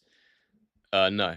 To be honest, no. I'm in Australia, so I to be honest, guys, like, I enjoy doing these live streams. They are tiring, but like, I would prefer to do this and grow the channel than go to an event. The only way I'd go is if I could go live from the arena. But even then, yeah, it would need to be. The only way I'm going to really go to fight nights and do it properly is if it's part of a documentary or something. I don't think I'm ever just going to go and enjoy it as a fan because I always want the channel to grow. So, yeah, it would have to be a fight that wouldn't really grow the channel that I want to go and watch. Yeah. A guy called Henry X Alex O'Connor collab when? I think that would not end well for me. I think he would smoke me. I am definitely not educated enough to debate Alex O'Connor. That guy is a next level philosopher. He's like a modern day philosopher. He will go down as a famous philosopher, I believe, just like a lot of other people have. So yeah. Collab with Showbiz live at ringside. I don't think I'll ever get that opportunity, to be honest, but I would do it. If the opportunity was right. Oh, God. I might have to have a nap after this, because we're going to go live for, well, the plan is to go live for Sue Spence Jr., but I also need to do my post-fight video for AJ, so yeah, we'll see if we can fit it all in. I've only had 4 hours sleep, so I do need a nap at some point. Still waiting for Shiraz to come to the ring. It's a bit of a wait.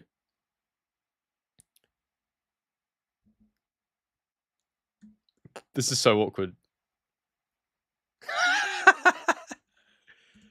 That was so awkward. They were trying to cut away, and it was like going to the interview, and then they just stood there for like 5 seconds and Fraps nearly started cracking up.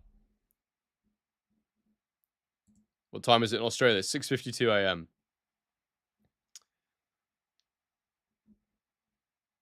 Could Tyson Fury's belt line have been any higher? No, I mean, people complain about this with Fury all the time. He does wear his shorts incredibly high. Yeah.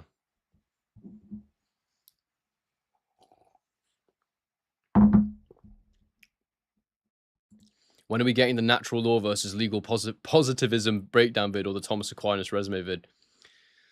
Oh, mate, I don't remember any of that, to be honest. I don't remember what legal positivism is. And Thomas Aquinas, I don't remember any of his teachings, to be honest with you. I know the names, I studied all this stuff, but as I said, I literally crammed, did my exams, did my essays in very small amounts of time and then got out of there. So I remember very little of the specifics. I understand it when I read it, but yeah. Hamza always looks a bit starved. He is massive, isn't he? How he ever made 154 is just an absolute, I don't know, a freak of science, I suppose.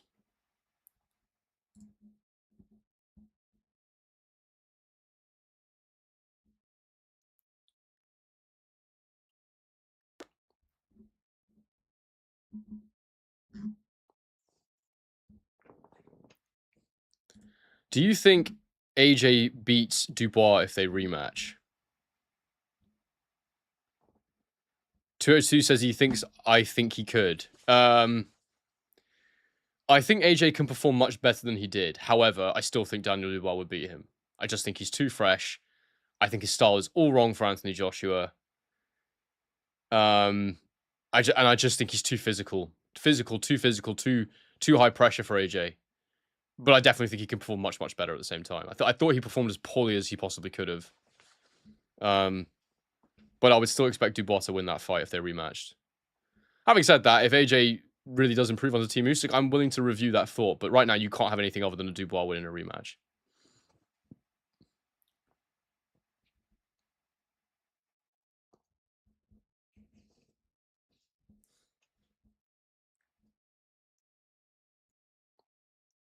Good morning, Martin Wood Wilkinson, back in the chat as ever for another one. Good to have you, mate.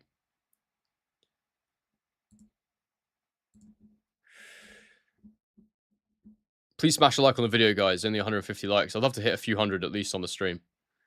And do consider sending super chats to support the stream. And indeed, the link for this pay-per-view is in the description if you want to help support the channel. If you want to watch the fights, use Henry 10 at checkout, and you get a discount.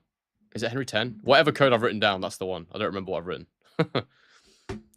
And also, guys, if you want to check out an awesome boxing blog, best writer in the game right now is Craig Scott. He's got a blog called Contaminated Food for Thought. I've put it in the pinned comment. Go and subscribe to his Substack. He's such a talented writer. As I said before, he just balances the comedy with the dark side of boxing really, really well. And I highly recommend checking it out.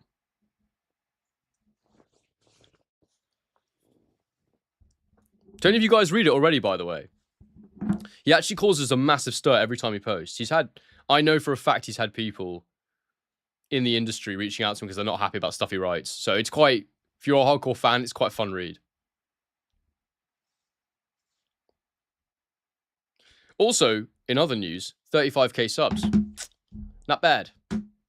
All I'm thinking about is 50, to be honest. I'm not really going to make a big deal of it until I hit 50, but that's what I'm looking forward to is 50. We'll get there eventually. It might take a while, but I would hope to have done it. I don't think by the end of the year is even. It's not possible. I'd have to grow seriously fast for the end of the year. In the next, it'd probably take the next 12 months, I reckon. Unless the channel starts growing faster, which is possible. You never know. Who would I define as a casual? I don't have anyone particular in my mind, but just anybody who's sort of loosely follows the sport, I guess. If I was coaching AJ, how would I develop his style in this stage of his career? Well, I did a full Anthony Joshua tactical evolution video. Oh, the freaking tip jar's working again. Hell yeah. All right, guys. So let me just quickly draw your attention to this. This is the stream goal. The aim for the stream is $150. That's what I'd like to hit. So anything you can afford to donate. And I only ask for donations that people can afford. I do not want people giving money they do not have. Very, very welcome. Really helps to support the channel. I don't do this full time yet, so I put a lot of time in. And of course, 202 has come through with the 202. Big up Tantacruel in the chat. Hello, mate. Great channel. Unbelievable YouTube channel, Tantacruel. Thinks I hate Conor Benn. Not true. But a great guy nonetheless. How bad would you rate... how do I say his name again? Zach... Is it Zashin or Zachen? I'd say it's Zachenhuber. I would say that... I would say that I have absolutely no fucking idea. I have no idea. I would expect him to be quite poor, but he might be all right.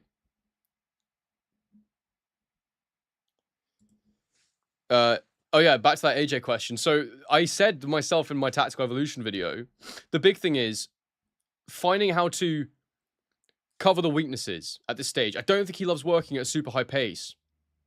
Although it looks like they've really whipped him into shape in Team Usyk, so maybe that'll change now. But based on what I'd seen before, he needs to be able to fight at his own pace. And to do that, in my opinion, you need to get him more defensively disciplined. You need to get his feint game better. And he needs to be better with the lead hand. And I would still incorporate counterpunching into his style because I think he's a fantastic counterpuncher. But it's in between how he looks after himself and how he sets up those moments. How do I rate Troy Williamson? Do you know what? I actually have filmed with Troy Williamson before. I did a promo video for him. I think I did one, maybe two. Maybe I did two. Yeah, I did a promo video for him when he was with MTK back in the day. Very decent lad, very dedicated, very, very strong and powerful. He was way too big when he fought 154. I like Troy. He's just a nice lad. And as I say, very dedicated, so fair play to him. And he's done really well. He's gone on to have a really solid career. So yeah, really, really happy for him. This was a long time ago. This was in like 2019. Good luck with the channel, says Raindrop. Thank you very much. How do you donate? You send a super chat, Julian. What do I do for work, asks John Reed. I'm a video content creator. I have a couple of corporate clients. Yeah, and I do my channel.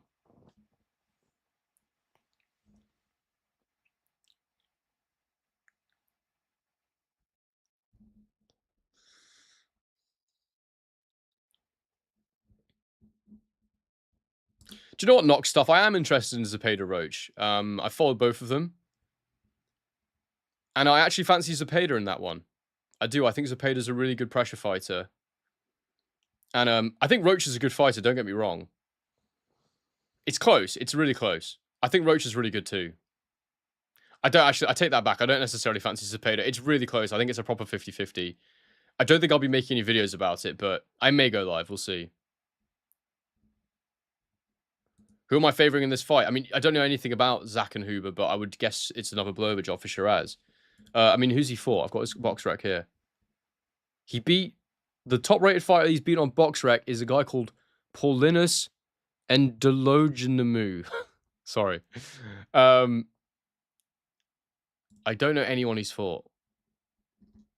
This guy beat... This guy's not beaten anyone. I don't know why he's got 3 stars. Yeah, mate, honestly, I have no idea about this dude. We'll find out, I guess. In a matter of minutes, as Shiraz is walking to the ring now.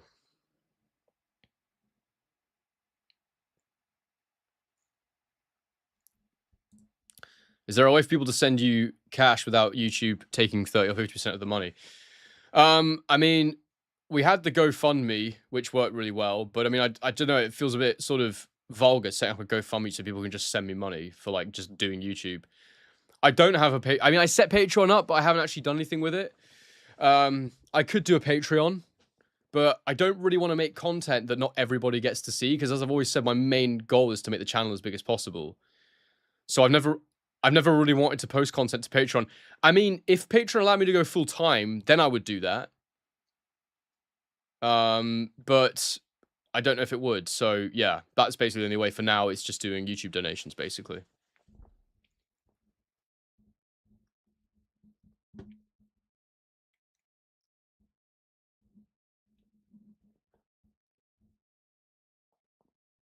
Some mad Arabian sort of style rap going on right now to bring Hamza Shiraz. I have no idea what he's saying. It's kind of cool.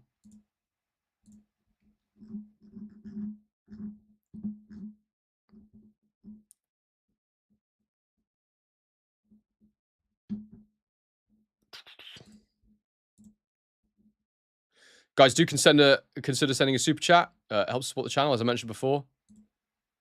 As we just wait for Hamza Shiraz to come to the ring, get any questions in you have, I'll make sure I read it out if it's a super. And but yeah, of course, everyone's more than welcome here, super chats or not. The link for the pay-per-view as well. If you want to watch this fight with Hamza Shiraz, who's now on his way to the ring, and then we'll have AJ after that. Hopefully after that, Fury will get in the ring, and they'll make the fight if AJ wins.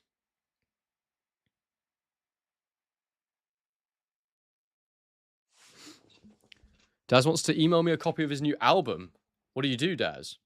Music? My email is in the description. For business inquiries, which you can get me on.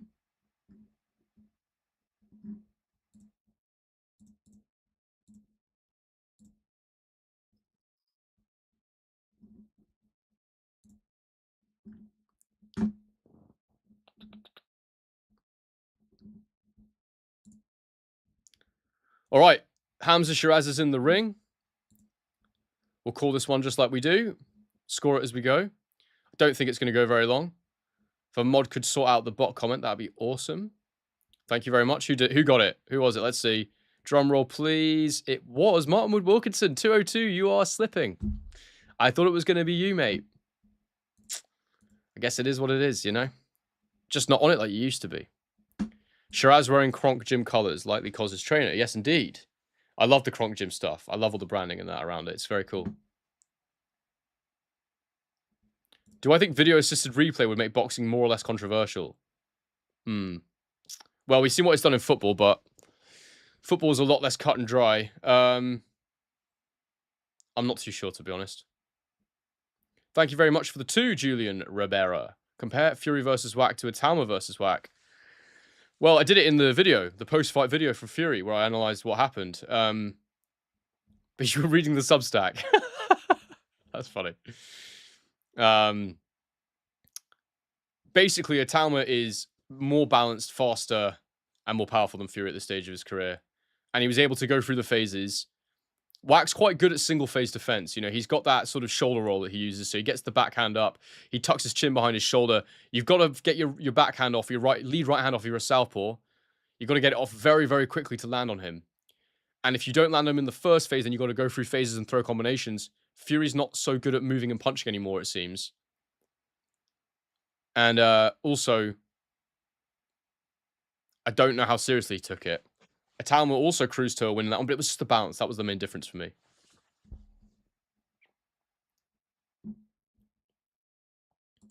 Were you enjoying the Substack 202? What do you reckon?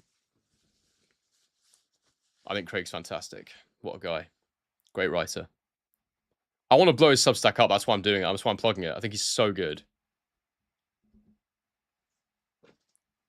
I wouldn't mention it if I didn't think it was great. All right. This guy's a southpaw, apparently. 6'1.5". WBO has a number 7 in the world, which is how they've justified this fight somehow.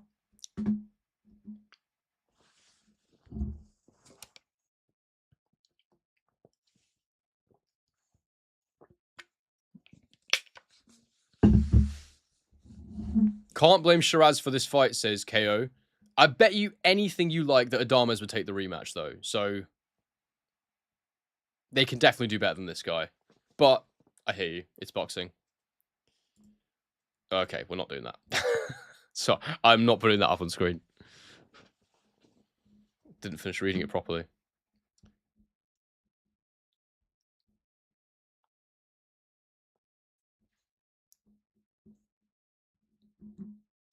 Views on Indian fighter Nishant Dev. I didn't see him. I don't know. Was he good? Did you like the look of him?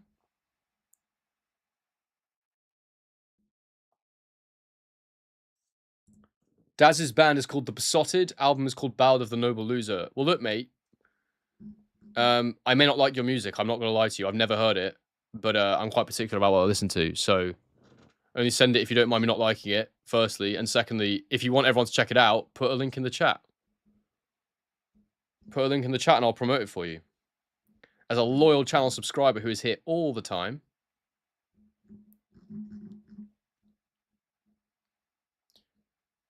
All right. Super chats prioritize while I'm scoring fights, guys. And we're about to get underway here.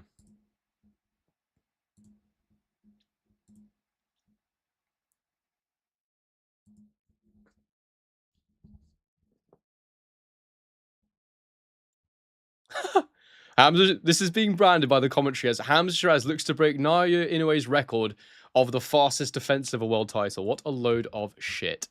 Anyway, let's go. Right, we're underway. Shiraz out on the front foot straight away, jabbing. Feinting low, very bouncy with his legs. Very smooth with it, though. Zackenhuber jabs to the body and lands. He definitely already looks better than Shiraz's last opponent. Shiraz with a very long guard, the right hand is away from his face. Another body jab there from Zackenhuber. He is easily landing to the body with that southpaw jab at the moment. And another one. Very nice. Jab from Shiraz is blocked. How crazy would it be if Zackenhuber upset the apple cart here? He actually looks quite decent, Zackenhuber, what I'm seeing so far. He's quite fluid. He's feinting up and down. Jab from Shiraz missing. Another body jab from Zackenhuber. Jab from Shiraz is blocked. He's just going straight under that Shiraz lead hand. He's got that Usyk lead circle going with the southpaw stance. And Shiraz is not timing him at the minute with the jab. Oh, there's a nice jab upstairs now, the up jab. Very Usyk-esque. I might be about to be pleasantly surprised here. Another body jab from Zackenhuber. Shiraz tries a 2-1 and it misses. Jab from Shiraz to the guard. Another backhand to the body from Zackenhuber. Southpaw backhand to the body. I take back everything I said. This guy looks all right. Jab to the guard from Shiraz, or was it a backhand? Another body jab from Zackenhuber lands. He's landing every single time he throws the southpaw lead hand to the body. Jab to the head from Shiraz is blocked. Zackenhuber looks quite awkward, you know. Oh, there's a backhand from Shiraz that does land there on the counter. Zackenhuber throws his own right hand that's blocked. A jab from Shiraz does get through the guard that time. Backhand from Shiraz, a left hook, both blocked. The left hook may have got through, actually. Body jab from Zackenhuber again.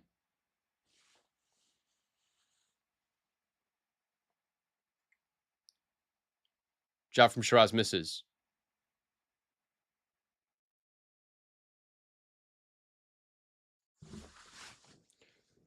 He's starting to... Oh, there's another jab to the body from Zackenhuber. Although I was about to say... Oh, there's a backhand from Shiraz that lands upstairs. A very light hand. And then Zackenhuber lands his own southpaw backhand upstairs. Body jab again from Zackenhuber. 1-2 from Shiraz to the guard. Zackenhuber pivots round. You just sort of feel if Shiraz steps on it. He misses the right hook there. There's a lead left hook from Shiraz that hits the guard. Body jab from Zackenhuber. Right hook from Zackenhuber blocked. Straight backhand down the pipe missing. There's another left hook to the guard there from Shiraz. I really hope they're not scoring that because it is not landing.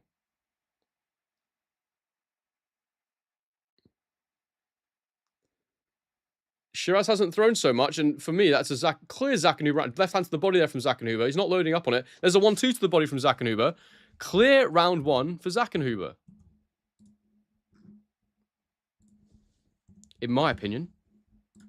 Quite surprised there. Quite pleasantly surprised.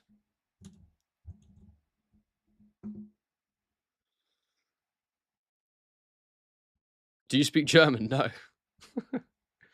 You don't like Shiraz? I don't have any personal feelings towards Shiraz. I'd like him to have proper fights, but this Zackenhuber actually looks alright, so I take it back. Did anyone not score that round for Zackenhuber? I thought it was a clear round for him.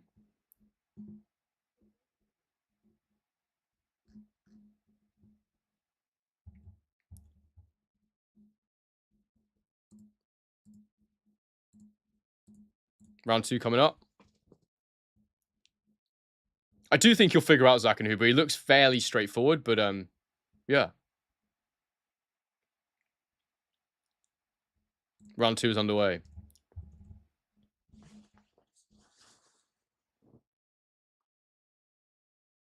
Body jab from Zackenhuber again to start the round. He's got this weird thing he does where he sort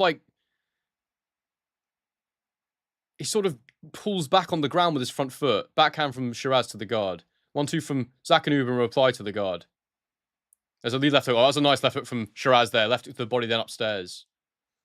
Backhand to the body from Zackenhuber. Oh, there's a backhand from Zackenhuber that lands upstairs. Timed it really nicely. I do think... There's a jab through the guard from Zackenhuber. I do think that Shiraz may find the southpaw stance a bit tricky. And I wonder if he fights higher level southpaws, if he will. He will struggle with it. He's very open to the body, Shiraz, I have to say. It's almost like there's a lead right hook from Zackenhuber. Not very powerful. There's a left hook to the body there from Shiraz that lands.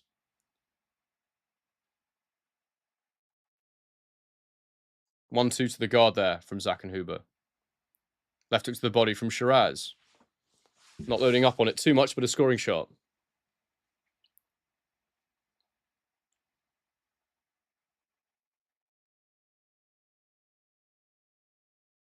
Three-punch combo missing from Shiraz. Jab upstairs from Zackenhuber blocked. Another right hook blocked as well. Shiraz trying to jab with him now, and it didn't land. Body shot there from Zackenhuber, straight left to the body.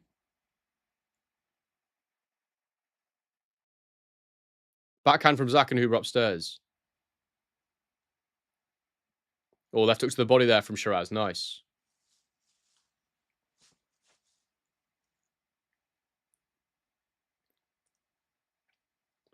Jab to the body from Zackenhuber again. Oh, there's a lovely left hook to the body from Zackenhuber. Close round this. Shots from Shiraz, but none of it's landing clean. Sorry. Jab from Zackenhuber not landing either though. A bit cagey this.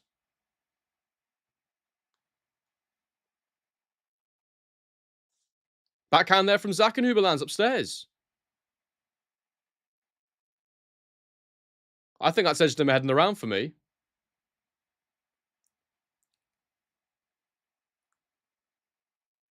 Oh, right hook around the guard there from Zackenhuber, and he pivots round. Then a backhand down the middle as well, through the guard. Shots from Hamza Shiraz, all to the guard. Body jab from Zackenhuber. Left hook to the side of the head from Shiraz, though. A left hook to the side of the head from Zackenhuber. He replies to that. Big up Jack tapping in the chat. Good to see you, mate. Short left hook from Shiraz.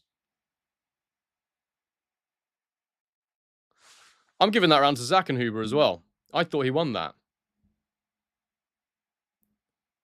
Backhand is a rear hand, yes. I say backhand because it's an easier... It's a quicker way of saying someone's thrown their back power shot, basically, because if it's southpaw or orthodox, it obviously varies whether it's a straight right or a straight left. So that's why I say backhand, because it's just easier when I'm trying to, like, call it play-by-play and I need to be fast.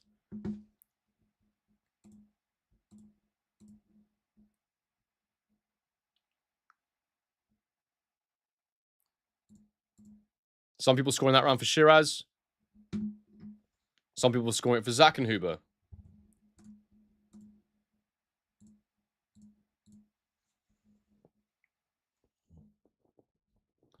Andy Lee encouraging Shiraz to go to the body. Granny thought Shiraz won that round. I thought Zackenhuber slightly outlanded him, personally. I thought Shiraz just landed a few body shots. Body jab from Zackenhuber to start the round again. And another one.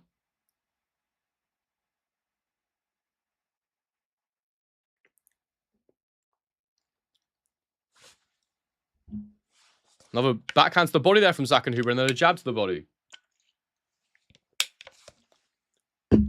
Another body jab from Zackenhuber. Shiraz has got to find a way to shut that off, because it's a scoring shot for him. Another body jab from Zackenhuber, and then a jab to the head from Shiraz. There's a backhand that Zackenhuber just gets away from, thrown by Shiraz.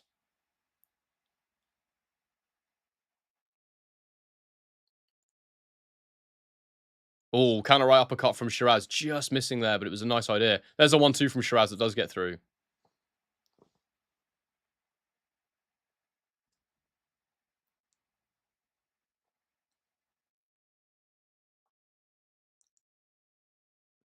That was the right uppercut again, but it just missed. Backhand to the guard from Zackenhuber. Right into the body from Zackenhuber. The lead southpaw jab again. Another one. Straight right hand down the pipe there from Shiraz.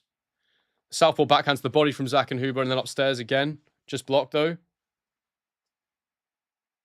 There's a left hook round the guard from Zackenhuber. It was partially blocked. There was a lead hand there from Shiraz that got through. It was a 2-1 he threw. Which means he threw a right hand and a left hand, for those of you who don't know what I mean when I say 2-1. Right uppercut to the body there from Shiraz. That was good. Oh, and then a left hook.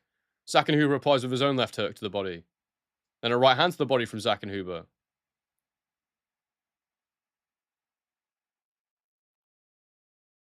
Straight right left hand down the middle from Zackenhuber, partially blocked. And another one, that does land. I'm telling Zackenhuber's winning this round for me again. Right hook around the side of the head there from Shiraz does land. That was a good shot. That was a good shot. He needs to press him now, though, Shiraz. He can't just land one shot, then let him be. Left hand to the body again from Sakenhuber. Very Usyk-esque the way he fought Fury, just taking his head off the line, picking that southpaw backhand to the body. There's a right hook around the side of the head again from Shiraz there. That was good. Sakenhuber's landing more shots, but Shiraz is landing the heavier artillery at the moment when he does throw. There's been an uppercut, a couple of right hooks, a lead hand that got through. I think Shiraz is winning the round now after those right hooks around the guard. He needed those. Body jab from Sakenhuber. Left hand to the body from Sakenhuber. Right hand, jab lands upstairs for Shiraz there. Left uppercut just missing. I'm going to give that round to Shiraz. I thought Shiraz landed the heavier artillery, even though Sakenhuber outlanded him. Prenga's getting his hand wraps. Hand wraps? Hands wrapped. Apologies. Raindrop's gone 3-0 to Zach. 2-2 hooks getting on the Zach guard. AJ getting his hands wrapped there.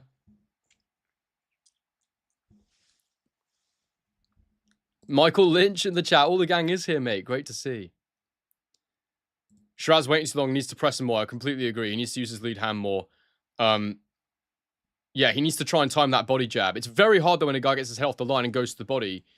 Shiraz needs to keep more space. He needs to make him reach more. He needs to use that length and touch him and try and time him with straight shots. So Heel's got it 3-0 Shiraz. Can't see that myself. Round 4's underway.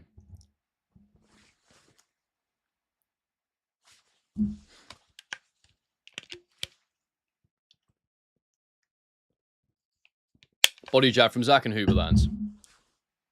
Body jab from Sakenhuber lands again. It was a 1-2. And again a body jab lands. Jab for Shiraz blocked. Sakenhuber's bouncing in and out. Backhand to the body from Sakenhuber. Right hook around the side of the body from Sakenhuber. Not scoring shot. Then he does land the jab again. You've got to score those shots. You know, a jab to the body is a scoring shot, even if it's not hugely impactful. There's a lovely right hook to the body, though, from Hamza Shiraz that undoes a lot of that work. Body jab from Sakenhuber again.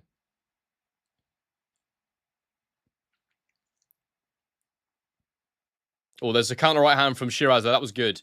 Countering the straight left hand to the body. There's a right hook, though, for Sakenhuber that lands to the head. The commentary are not calling his shots. There's another jab to the body from Sakenhuber. Right uppercut from Hamza Shiraz, which just missed, but he landed a clean left hook to the body, and then he lands a jab to the head. That was a good moment for Shiraz. Body jab to the body again from Sakenhuber.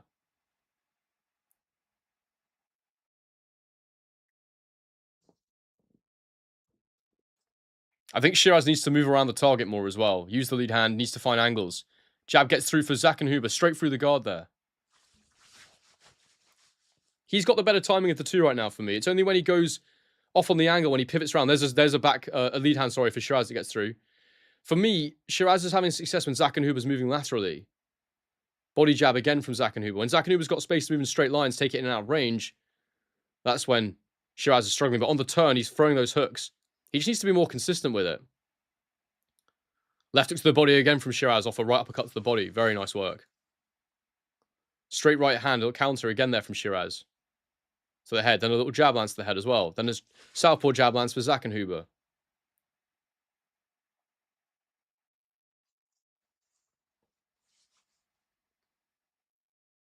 Jab lands for Shiraz. Double jab right hand for Shiraz to the head there. That was better. Backhand to the body for Sakenhuber. Right hook to the body for Sakenhuber.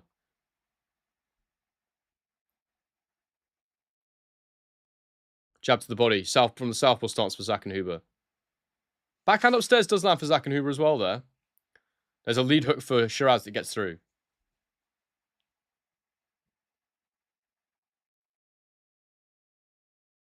Oh, lovely lead left hook from Shiraz. He just touched with the right hand and swung that in. Good shot. Lovely left hand to the body there from Sakenhuber. Right hook to the body from Shiraz. Oh, lovely 1-2 from Sakenhuber to the head. Straight left to the body from Sakenhuber. There's a left hook upstairs from Shiraz. He threw the 2, then he threw the 3. To be honest with you, I've given Shiraz that round. I thought he landed the bigger punches, but Sakenhuber's competitive in these rounds. Every time I think Shiraz is going to pull away, Zackenhuber does something that's decent.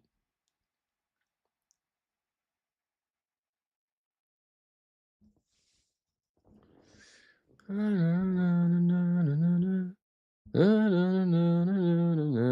men. Many. Round 5 coming up. How's everyone scoring this?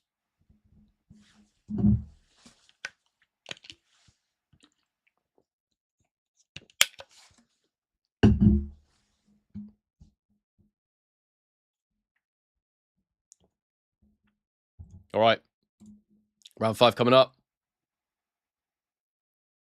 Someone's just commented in the DAZN fan zone. A guy called Henry has it 2-2. Who's watching me? Who's watching me in the chat here and in the DAZN fan and commenting in the DAZN fan zone? Lovely right hook to the body there from Zackenhuber off the backhand.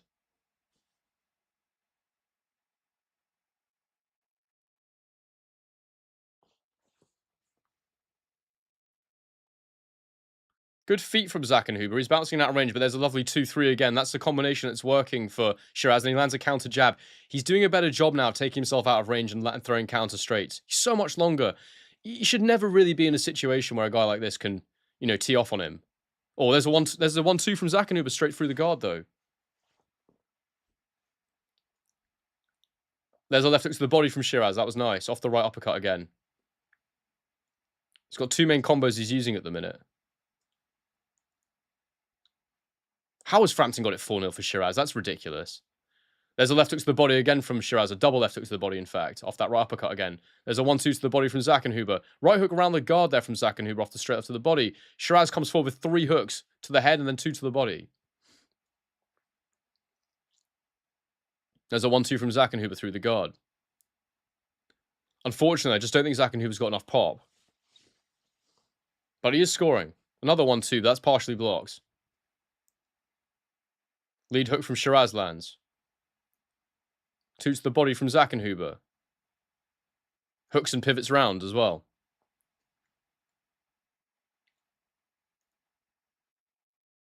There's a 2 to the body. 1 upstairs. That's nice from Zackenhuber, occupying the guard and firing the 2 to the body. Then the 1-2 straight through the guard is a bit of variation there.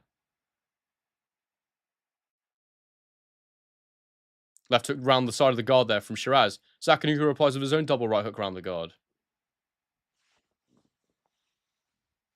Backhand from Shiraz there gets through.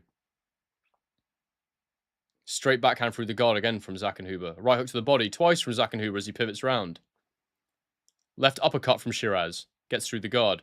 Right hook round the guard there from Zackenhuber lands. 2 to the body there from Shiraz.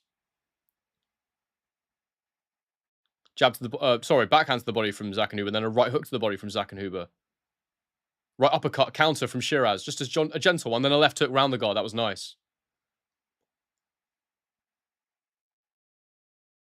Zackenhuber looks like he's not enjoying this pressure. Shiraz walking him down right now, and Zackenhuber looks like he's struggling with the pace now. Left hook to the head again from Shiraz. I think he might get the stoppage within the next round here. I think he might get to the end of this round. There's only 10 seconds left. Straight left through the guard there for Zackenhuber, but Shiraz is definitely starting to wear him down here. Unless he can get a second wind. He's got his mouth wide open, Zackenhuber. I think he is really struggling with this pressure. That's Hamza Shiraz's round for me.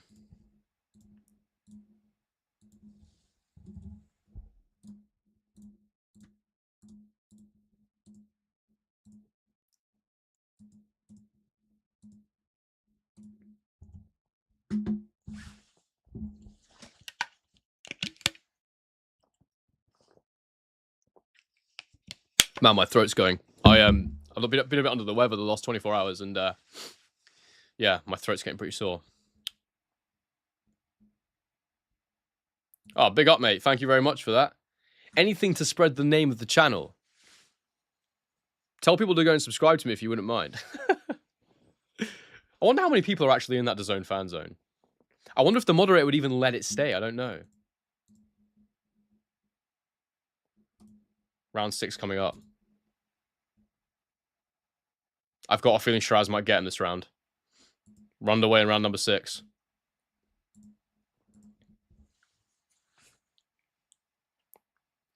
Right hook to the guard from Zackenhuber. Again, but it's blocked. I mean, Shiraz has got a nice high guard right now. He's just walking him down with a tight high guard. He's got the elbows tucked. He's got the gloves tucked on his face. And it's working better for him, and he's getting those body shots off. Hooks to the body there from Zach and Huber. That was nice. He's finding the solution to that high guard, but he's really struggling with the tempo that Shiraz has set. He's just got to work hard. Left uppercut to the body, right to the head from Zach and Huber. 1-2 to the guard. He's just got to keep throwing, but it looks like he's struggling to sustain it.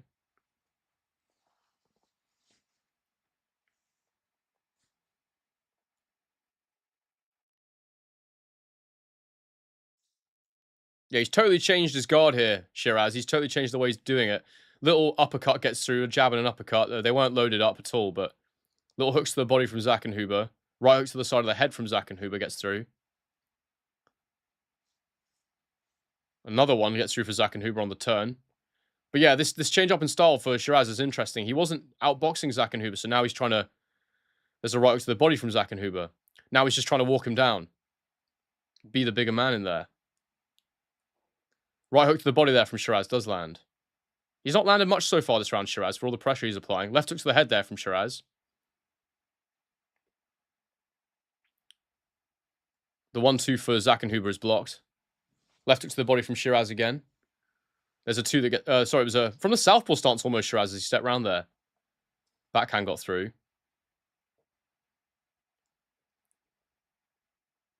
1-2 from Zach and Huber. He's in a tight guard, high guard as well. It's all on the guard of Shiraz, though, the 1-2 from Zach and Huber.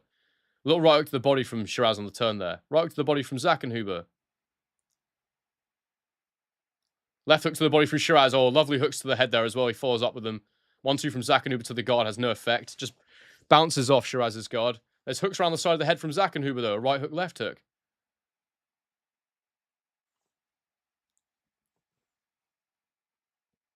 Oh, there's nice hooks from Zach and Huber, body and head. 1-2 from Shiraz gets through. It's a funny round. Zach and Huber's outlanded him, but Shiraz has landed the better shots, I'd say. It's a tricky one. Well, not even better. More powerful. There's a lovely left hook to the body from Hamza Shiraz there. Hooks to the body from Zach and Huber in reply. Straights to the body from Zach and Huber.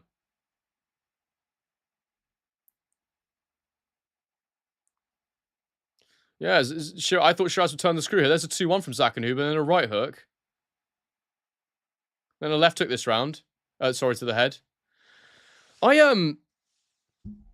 Look, Shiraz landed the bigger punches, but Zach and Huber outlanded him so significantly there. I'm tempted to give him the round. Just thinking, it was big, powerful shots to the body from Shiraz. Didn't really land anything clean to the head. I still think that's Zach and Huber's round. I just think he outworked him. It was very close, though. Very close. I'd happily give that round to... I understand if someone gave that round to Shiraz, too. Great channel and great content. Is it me or is Hamza really overrated for how he boxes? I really don't rate him. I do think he's rated based off fights he should be winning. I'm not impressed by a Berlanga win, which is his best win for a while. I thought that he lost to Carlos Adames. I thought that was a robbery. So, you know, he hasn't really had a top-level win yet, in my opinion. And, yeah, you could argue he is overrated, but I don't know who's overrating him. What do people rate him? I'm not really sure. I think he's fine. I think he's good. But I think he's got to improve. Round 7 underway, and he's got to prove himself against top opposition. Body jab from Zach and Huber. Another body jab from Zach and Huber. He's gone back to that long stance now, Shiraz. He's not got the high guard anymore. He's got that lead hand extended again, which I just don't understand why he does it. It does nothing. 1-2 to the body from Zach and Huber lands. Carl Frampton's given every single round to Shiraz. Right hook around the side of the guard there from Shiraz gets through.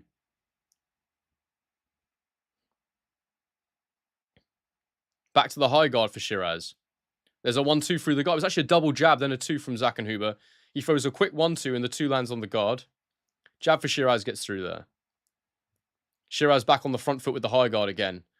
Every time he's in that long guard, it's not working for him. There's a right hook to the side of the guard, then a straight left hook through the middle. Do subscribe to the channel if you're new, by the way, people. I say that as Shiraz lands a jab to the head.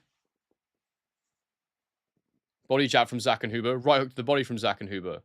Right hand upstairs from Shiraz does get through. Thank you very much, Julian, for shouting out my live stream in the fan zone on DAZN. I've just noticed that. Thank you. Right hook from Zackenhuber off a combination there. That was very, very good. Right hook to the body from Zackenhuber. You can't ignore these shots they're scoring. They're not hugely powerful, but they are scoring punches. Backhand to the body from Zackenhuber. Right hook to the head from Hamza Shiraz. If Hamza Shiraz... Oh, there's a backhand to the body from Zackenhuber, just a light one. If Shiraz was landing the big punches he's landing and not taking as many punches in between, then I would be giving him more rounds, but he is getting hit. That long guard comes back again, so I expect... Oh, there's a right uppercut, missing. Zackenhuber with a double jab through the guard. A right hook gets around the guard there from Zackenhuber. There was a 2-3 to the body there from Zackenhuber. Shiraz replied with a shot. Right uppercut, left hook misses. The left hook to the body from Zackenhuber lands. Left hook to the head from Zackenhuber lands. I have him winning this round also at the moment. Shiraz isn't landing anything particularly clean. He's really struggling with the style of Zackenhuber here. I apologize for dismissing this guy. This is why... Oh, lovely double right hook to the head from Zackenhuber. I wouldn't say he's hurting Shiraz, but they are scoring shots. Another right hook to the side of the head. Another right hook to the side of the head from Zackenhuber. He's just pivoting around and landing it. It is catching the guard as well, but it's half landing. Left shot to the body from Zackenhuber. Counter right uppercut from Shiraz hits the guard. 1-2 through the guard from Zackenhuber. Partially blocked. Right hook to the body from Zackenhuber. He's way more active. Way busier.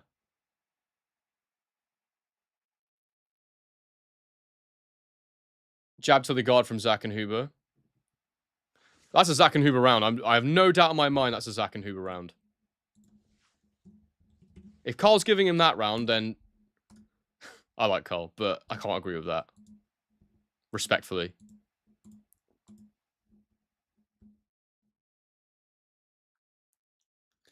How's everyone scoring this? I've got Zackenhuber up right now. By a round. What we're saying, everyone. Guys, do consider getting super chats, and it really helps to support the stream. And subscribe if you're new. Smash a like on it, too. We have... How many likes do we have right now? 218 likes so far. I want to get to at least 400. There's been over 18,000 views on this stream so far, and we've only had 200 and something likes.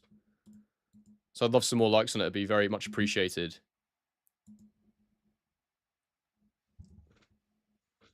Raindrops got it the same as me.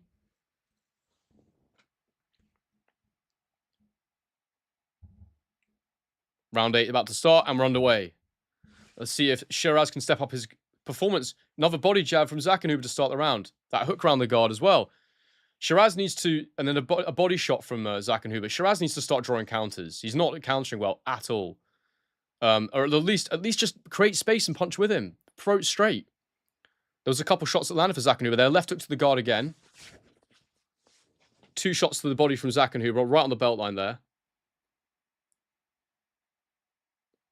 Zackenhuber circling with that lead hand again, very Usyk-esque, and then right to the body. Shiraz gets through with a straight right to the head. Then there's a little right hand that gets through for Zackenhuber there, a jab. Couple of straight backhands with nothing on them from Shiraz, but then a backhand gets through for Zackenhuber through the guard. A left hook lands to the side of the head for Shiraz. That was the 2-3 that was working well a couple rounds ago for him that he's gone away from. Shiraz tries the counter uppercut again and misses.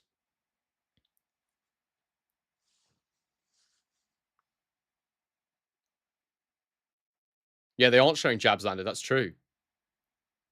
They're only showing power punches landed. Right hook from Zackenhuber there to the head. And the pivot again. It's mad that Zackenhuber's the one on the back foot here. Left hook to the body from Shiraz gets through, finally. It's mad. When you're that big and your Hamza Shiraz, how on earth is he not walking Zackenhuber onto shots?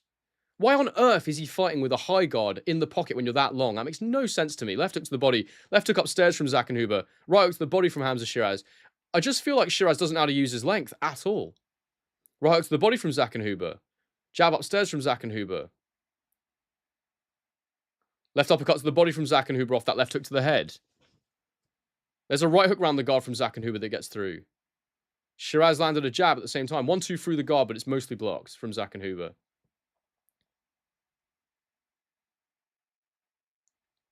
Body jab from Zackenhuber. Right hook round the side of the guard from Zackenhuber. Shiraz is not throwing enough punches. He's simply being outworked at the moment. Left hook to the body from Shiraz lands. That was a clean punch, but it's not enough for me. It's not enough work. He needs more. Why has he landed that and stepping off with the high guard again? He needs to get to work. That's exactly right, Plot Monkey. You know, Zackenhuber doesn't have much power at all, but yeah, Shiraz is not doing enough. Right hook round the side of the head from Zackenhuber again. Well, there's a left hook to the head from Zackenhuber that got through. That was lovely. Lovely timed shot. Shiraz with a left hook upstairs, left hook to the body. That was better. There's a right hook to the body from Hamza Shiraz. He's coming alive a bit here in the end of the round. There's a right hook to the body from Zackenhuber.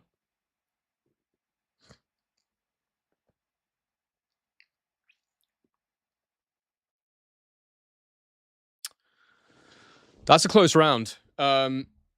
People speculating that Shiraz has got a broken hand. I'm not sure about that. Andy Lee's saying Shiraz is boxing well, so don't go hunting for him now. I don't know if I agree with that. I'm probably going to edge that to Shiraz because of the body hooks. I thought Zackenhuber was outworking him there. They're super relaxed in the Shiraz corner. Andy Lee's telling me you're not going to get him with one shot. I am giving Shiraz that last round purely for the more power shots that he did end up landing, but Zackenhuber way outlanded him. Jason wants me just to say Zach.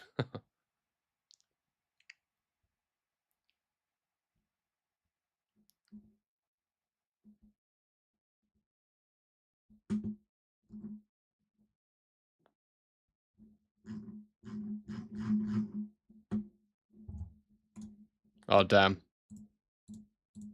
Round 9's underway. My clock is about 2 seconds behind. Just say Zach, bro. Backhand to the body from Zackenhuber.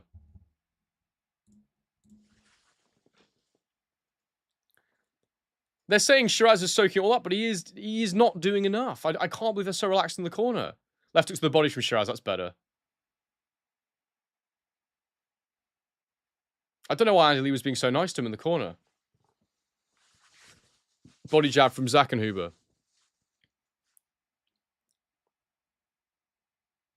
Frampton's given the last 2 rounds to Zackenhuber. How crazy is that? I actually gave the last round to Shiraz.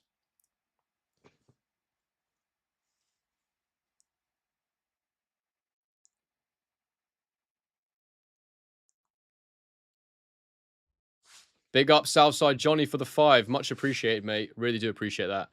Crawling towards our stream goal. There was a left hook to the body from Shiraz. Backhand gets through from Zackenhuber in reply. There's a left hook uppercut from Shiraz. That was nice. All to the head. They were good punches. Cleanest shots he's landed in the fight so far.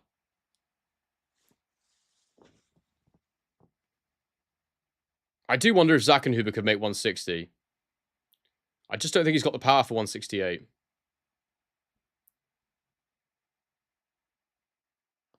Backhand misses for Zackenhuber. Shiraz is taking more angles now. It's better from him. He's pivoting around the man more. He's actually gone with a different stance again now, with a low lead hand this time. So he can... It's good because, you know, you can block that body jab. Well, as I say that, he gets hit with a body jab. Straight right hand misses for Shiraz to the head. There's a right to the body that lands for Shiraz. I don't know why Shiraz doesn't touch his guard with this lead hand and fire straight right to the body. I'm sure that would work. He's not been trying to get his lead foot to the outside either, Shiraz. He needs to find that angle more. He needs to win that lead foot battle. Body jab lands for Zackenhuber.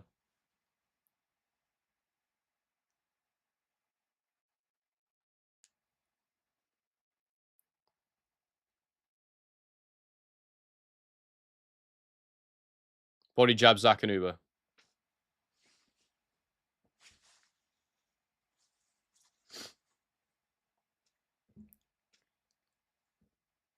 Zackenhuber's pace has dropped significantly this round. Hamza Shiraz, I think that's because he landed big, powerful shots this round, Hamza Shiraz.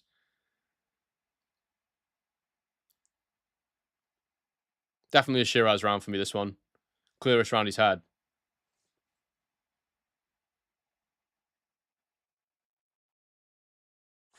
Yeah, that is a Hamza Shiraz round. So he creeps ahead for me.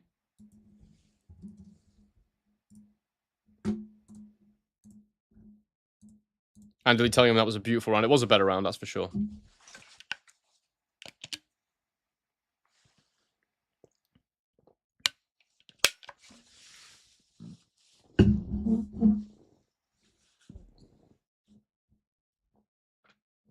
Aristocles thinks that Shiraz would be followed by any world-class fighter. Maybe. To be fair, he's hit him in the neck there, that uppercut. That's brutal. Oh, that's awful.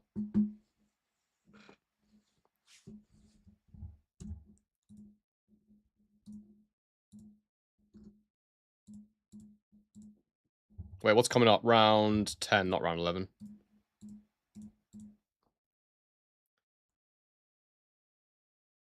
Round away and round number 10. Do subscribe to the channel if you're new, people. Just hit that sweet, sweet 35k. Thank you, Steve Santiago, for the 5, mate. Much appreciated. Just saw that.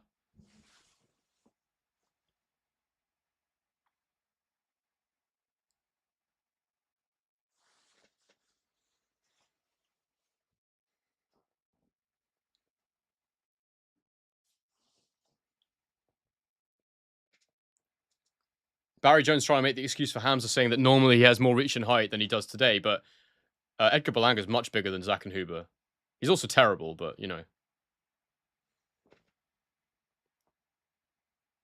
BoxRec Forum agrees with me, apparently. That's good. Good to hear. Did BoxRec go live for fights? I didn't know that. It's pretty cool. Or like, do people talk in the forum during the fights? How do you access the BoxRec forum? I don't think I've ever been on that. Or maybe I did once when I was researching a video. I'm not saying anything about the fight, by the way, because there's not a lot happening, guys. They're both missing, and they're both posturing and moving in and out. Straight right from Shiraz does catch him there. Half catch him there. Someone in the DAZN fan zone said Tommy Hearn's more like Tommy Fury. Brutal. Beautiful assessment. Straight backhand to the body lands for Zackenhuber. Shiraz is holding the space better now. Thank you very much, Notha18, for the 5. Much appreciated. Heading towards that stream goal now, people. Thank you very much for the supers. They really do help support the channel. It means a lot. As I said, I'm not full-time yet, so every bit of extra helps. There's a 1-2 from Shiraz that's mostly blocked, I think. The 2 maybe got through at the end. Backhand to the body from Zackenhuber.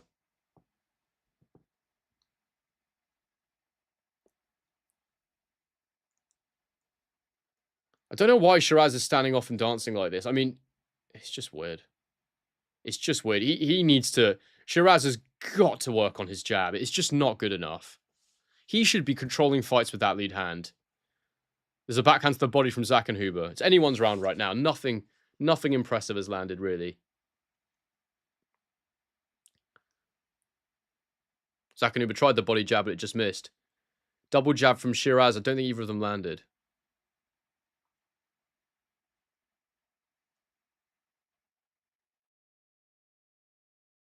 So much posturing, nothing being thrown at the minute by either of them. Body jab from Zackenhuber.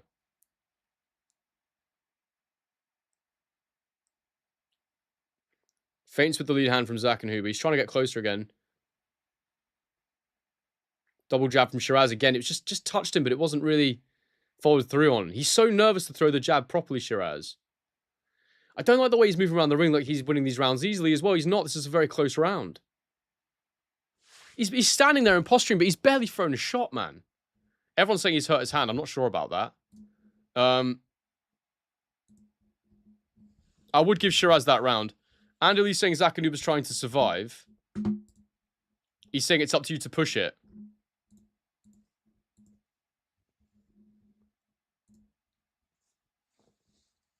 Andy's telling him to launch with the 1-2. Just keep launching. I only gave Shiraz the last round because Zackenhuber didn't land that much either, and he landed a couple of decent shots, Shiraz, but it just so... Yeah.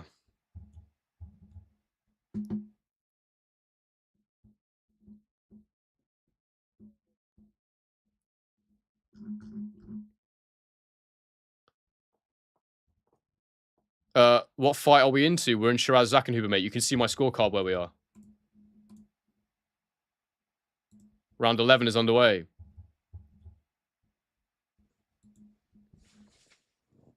There's a right hook to the side of the head from Zackenhuber to start the round. Shiraz he's got that long guard again. Body jab obviously lands for Zackenhuber in that posture. The corner hasn't said anything about him having a hurt hand. There's a body shot from Zackenhuber. In fact, there was 2 that landed for him there. There's a 1-2 from Shiraz. And he claps because that's what he asked for. He wants him to throw that 1-2. Shiraz just so unbelievably tentative. I wonder if he's just too comfortable in Saudi. Like, he almost feels that, you know, he can't not get the win. Right hook backhand from Zackenhuber there was lovely. Both hit clean on the head. I do not understand this attitude from Hamza Shiraz that he's comfortable. Like, he's barely winning these rounds for me. I don't get it. He's had 1 round for me that he won really clearly. Maybe 2. There's a 2-1 for Shiraz that gets through. Just because he's not getting hurt by the shots, it doesn't mean they're not scoring shots when you're doing nothing. Left hook to the guard from Zackenhuber.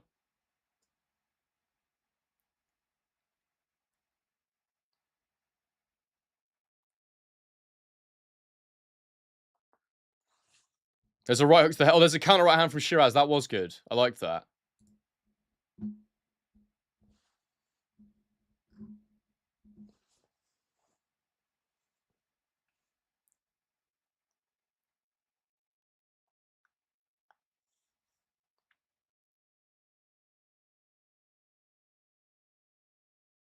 Oh, there's a counter right uppercut that just missed for Shiraz. Don't know why he's not listening to his corner, though. I mean, he's really not listening to the corner. Zackenhuber firing on his guard again, and the backhand gets through at the end there. They're telling him to throw the 1-2, and he won't do it. He's standing close again with that high guard. There's hooks to the body from Zackenhuber. Nice shots. I need a fucking coffee after this, man. Jesus. Body jab from Zackenhuber.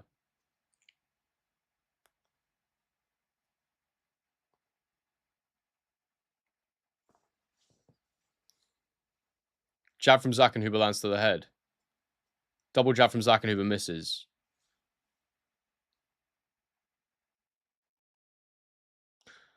"26 seconds to go. I think this is a Zackenhuber round right now. Shiraz has only landed 1 combination that I can remember off the top of my head. He did catch him with a little jab there, but I just think Zackenhuber's landing more clean shots again. There's a lovely right hook straight backhand to the body there from Zackenhuber. He had a nice combination to the head earlier as well.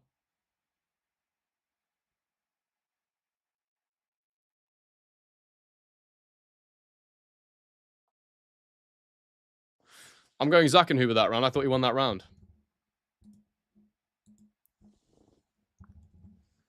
The commentary is worrying me. Like, they're not saying anything about the work Zackenhuber's doing. They're just not calling it.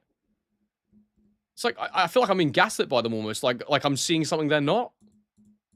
Like I'm dreaming. It's just, I don't get it. Shiraz is barely throwing. He's landing the odd big shot here and there, but Zackenhuber's outworking him in between it. I just don't get it.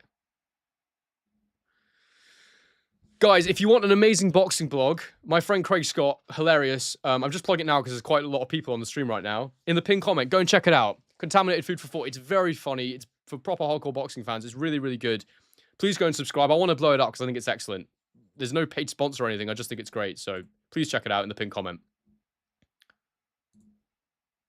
Round 12 is about to get underway. We're underway in round number 12. Let's see what we got here. Can Shiraz get the win? Everyone thinks the commentary is awful. Backhand there from, and a jab there to the body from Zach. There's a right hook, straight left hand up the middle from Zach. Jab from Shiraz does land there.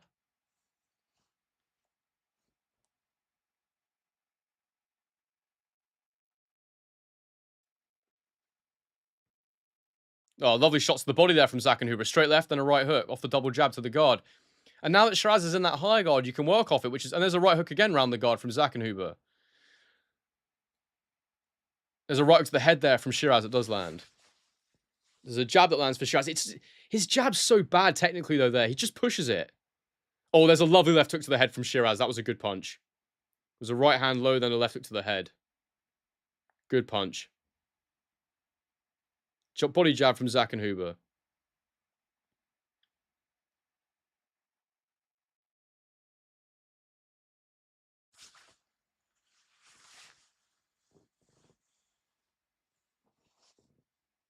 Body shot to the body there from Zackenhuber. Backhand to the body. Body jab there from Shiraz. This is what he should have been doing earlier. He's on the back foot now on the perimeters of the ring. He's not throwing enough still, but that's where I want to see him when he's that long. 1-2 up the middle from Zackenhuber. Gets through with the 2 on the second shot.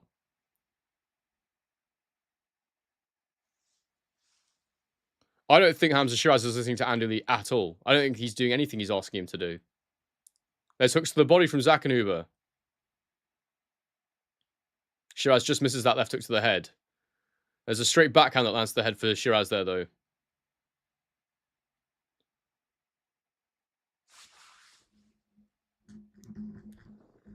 Do subscribe to the channel if you're new, people, and bang a like on the stream. I really appreciate it.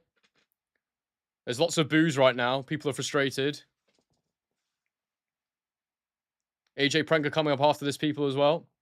If you want to get this fight as well. Well, this is about to end, but there's a link in the description for DAZN and a discount code if you really want to watch AJ. Do not pay the full amount of money, and if you're a new DAZN viewer. I have Shiraz winning this round because he's landed a couple of big punches, but again, he's really doing not a lot. Why do commentators do what, Mick? I've got your super there. Thank you for the 2, mate.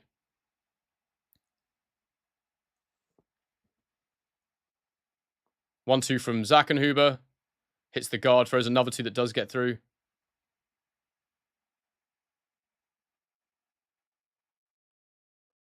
Oh, this is a dreadful fight to watch. I mean, I'm so glad it's over in 10 seconds, but Shiraz lands a jab. I do think Shiraz has won, but it is a close fight. Very, very close fight. It is a close... Look, Hamza Shiraz definitely won the fight in the end for me because I've scored it that way, and I gave Zackenhuber pretty much everything I could. Maybe... You could maybe have it a draw, but I've got it to Shiraz by a round. But very, very close.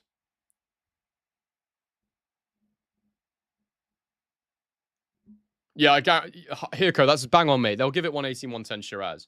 The way they're talking, unless the judges have scored it the way I have, which is it was a very close fight. I still think Hamza won, but very, very close.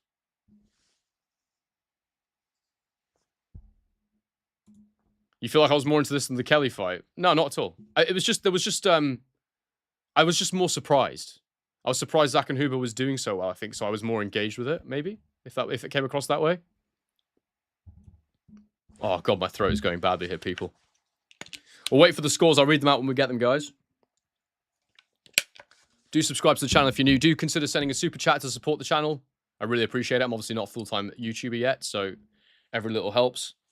And please smash a like on the stream. We've got 300 likes, but nearly 1,000 of you in the chat right now.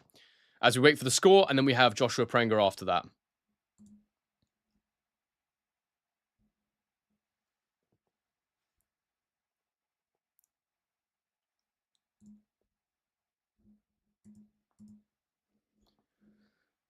Get your scores in the chat as well, please, people.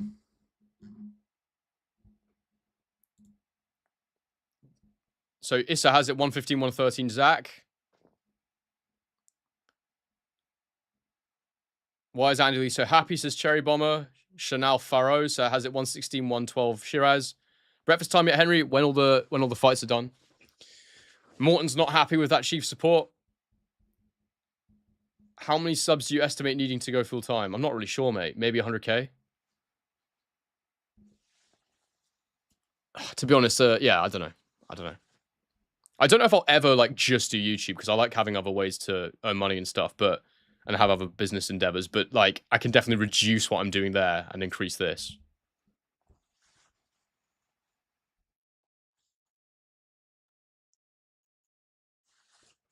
God, my eye is twitching like crazy. I'm so tired. I can't keep it still. It's actually been like this for about a month now, though. But anyway, 117, 111 says Plot Monkey for Zach. Right, let's hear these scores.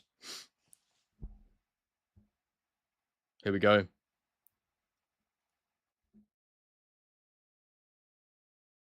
114, 114, even, a draw.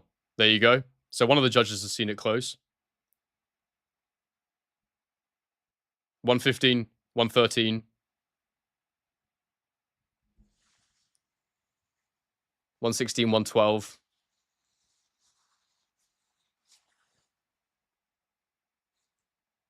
Still, there you go. He has edged it, but I'm actually really relieved I'm really relieved by those scorecards because I think 116, 112, it's not terrible. It's a little wider than I'd have it, but obviously it's fine. It's only a round more than me. The draw was fair. I could have given one of the rounds I scored for Shiraz to Zach and Huber, and the 115, 113 is the same as me. So yeah, fair enough. I'm actually really pleased with those scorecards. I'm pleased the judges saw it close, and I thought commentary was terrible. I thought the commentary was absolutely terrible. And look, no disrespect to those guys. They're former boxers. They know their stuff. But it was ridiculous. They just weren't calling Zach and Huber's work at all. Just because he doesn't have the most power, it doesn't mean when he lands a shot, you can't score it. Sure, you have to balance volume of shots landed if they're not very powerful versus a more powerful guy landing less shots. But still, there was rounds where Shiraz was doing bugger all. So, yeah, I don't get it. I do not get that commentary. I thought it was really biased and really poor. I don't know if it's because they're in Saudi or in Jeddah. What I don't know where these places are, but you know what I mean. Sorry, I'm ranting right now, but you know what I'm saying. People like just ridiculously poor commentary, and it annoys me because people that are new to the sport and watching are guided by the commentary, and that commentary was incorrect. As you can see on my scorecard, the right man got the decision, and the scorecards were good, but the commentary was piss poor. Thank you very much for the 5, Subhana Sadi 8617.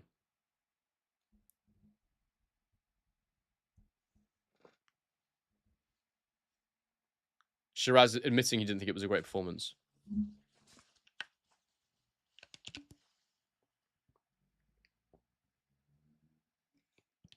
He says he needs to step up now. He says he needs someone who can present a challenge. So he's implying that he wasn't motivated by the opponent, basically, which is just so unprofessional. I'm just not a fan of that. He says he falls into bad habits when he's not got a genuine threat in front of him. Well.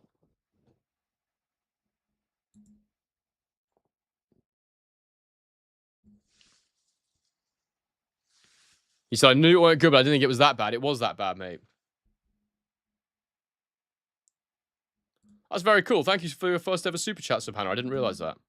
Thanks for calling that out, 202.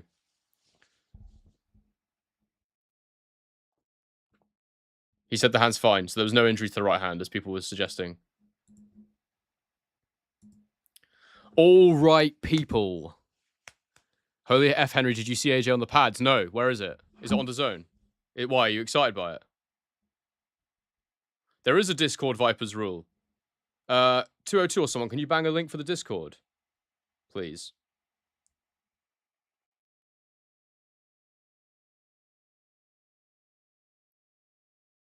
I haven't seen any footage of AJ on the pads. Where is that, mate? Right, let me get my card ready for the next fight, which is the all-important return of Anthony Joshua, which will hopefully lead us to the Fury fight. I assume Fury is there. Joshua Fury, what am I doing? That's wishful thinking. Prenga tonight. And I'm really excited to see AJ back. Not because I think Prenga should be a significant test, but because he's been through a lot. It's a proper comeback fight. It's the right level probably for the coming back from what he's been through. And I'm very interested to see what he looks like, what he's trying to do tactically in the ring. It might not go long enough to know. But it's all about trying to understand what he's looking to be now. Because he's a very adaptable fighter, as I said in my Tactical Evolution video. Julian, thank you so much for the 5, mate. Right, guys. Please go and subscribe to Craig's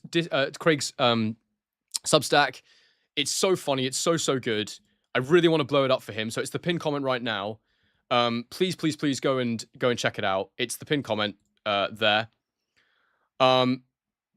I will grab the Discord link. Thank you for posting it, 202. He's saying he's not been in for a while, but basically there is a Discord if people want to go on it and chat.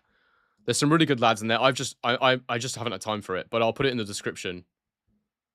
Thank you so much for doing that, 202. You aren't my slave. But I appreciate you grabbing it for me.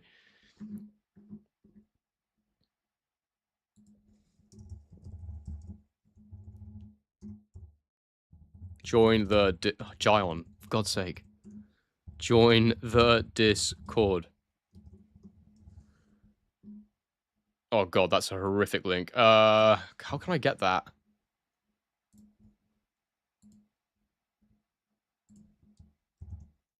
Oh, so Fury's not there, apparently.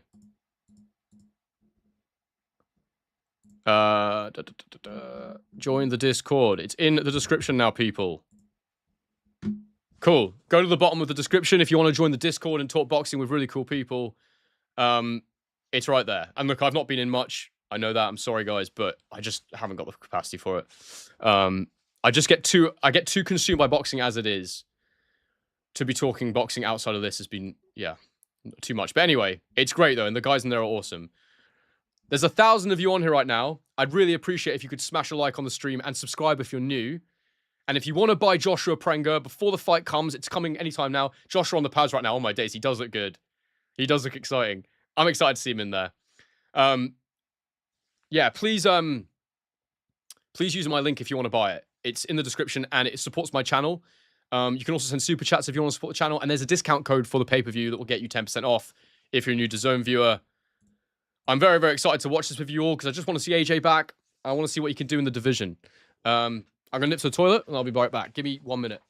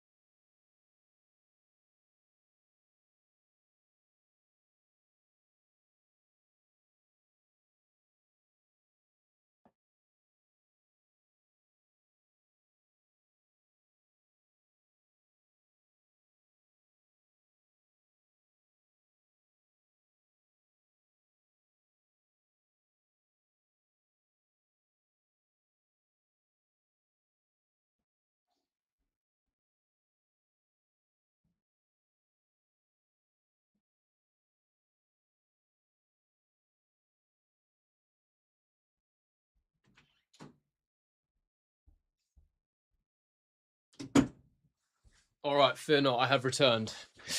We're back in the game. All right. Do bang super chats in, people, if you want me to get to you. Let's chat until the fight. We're quite a way off our stream goal of $150, but hopefully we can do it before the end of the stream. Sounds like a bit of a gift. No, Matt Mariusz, it wasn't. I scored it to Hamza by a round, and I thought the scorecards were actually bang on. I just thought the commentary was terrible. They didn't credit anything that Zackenhuber was doing, and I won't forget his name now. He's a decent little fighter, Zackenhuber.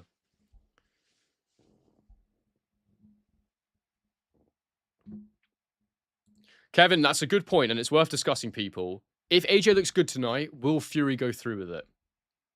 I do not know. I don't know, because he didn't look good himself against Wach, but maybe he didn't take it seriously. We always know Fury tends to fight down in opposition, but I just felt athletically he looked like he declined quite a bit. Did some things well too. You can actually, guys, welcome to go and check out my post-fight analysis, tactical analysis of the Fury fight. It's done some good views actually. I think it's done over 50k. Yeah, don't go right now because we're doing this, but after this, I would recommend you go and check out my Fury video. And then on Sunday morning, my post-fight analysis of this AJ Prenga fight will be out.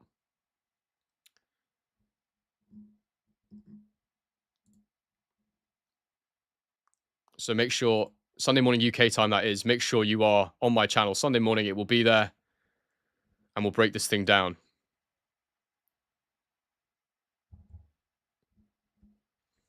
Have I done a boxing judging course? I haven't done a boxing judging course. I'd be open to doing it, to be fair, if it was an easy thing to do.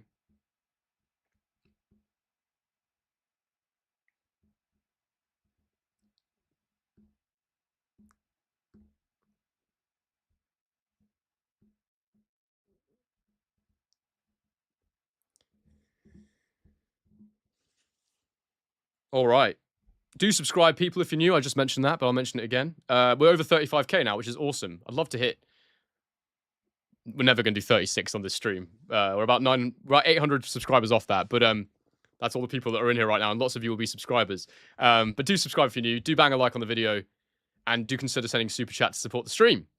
Get your questions in as we build up to Joshua Prenga. It's coming soon. I imagine they'll be in the ring very soon. I saw AJ flying on the pads just now, so it'll be nice and warm. We could do a poll if people want, but I don't know if there's really much point. I think... All right, let's do this. Does anyone think Prenga has a chance? That's the poll we're doing, because that's a realistic poll.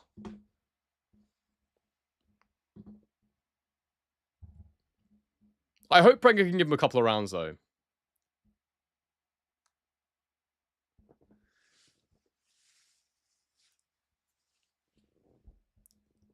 And, you know, if you don't want to, if you think this pay-per-view is overpriced, people, there's Rolly Teofimo coming up, Spence Tszyu later, Moses Atalma Hergovic.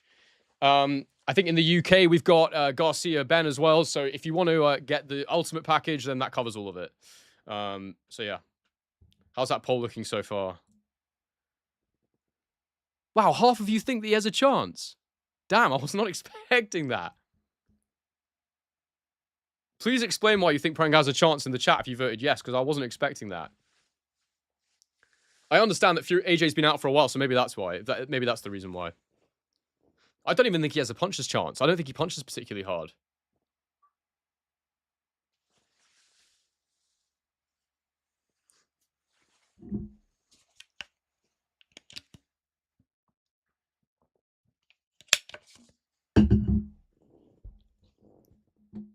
What do I think of Rolly versus Teofimo? It's an interesting fight, actually. I fancy Teofimo off the bat because I don't see Rolly as having a particular style to bother him. But yeah, I think Teo is very, very good at what he does. But there's certain styles of fight, like the Shakur, that he's always going to have problems against. Just don't think Rolly can execute that style effectively enough. AJ may be shot to bits. That's a very good point. Very, very good point. I've just got a funny feeling we're going to see a good AJ. I might be very, very wrong. I might be very, very wrong. You'd expect some ring rust after everything that's happened. But I'm really hoping we just see a really focused AJ in there who goes in, excuse me, and executes a disciplined game plan. And we see stylistically what he's been working on with Team Usyk. Fair enough. Over half of you think Prenga's got a chance, so let's see what happens. Define a chance. That's a good point. Does anybody think that if AJ is a decent version of himself, Prenga can win the fight? Or is it purely hinging on AJ not being himself anymore?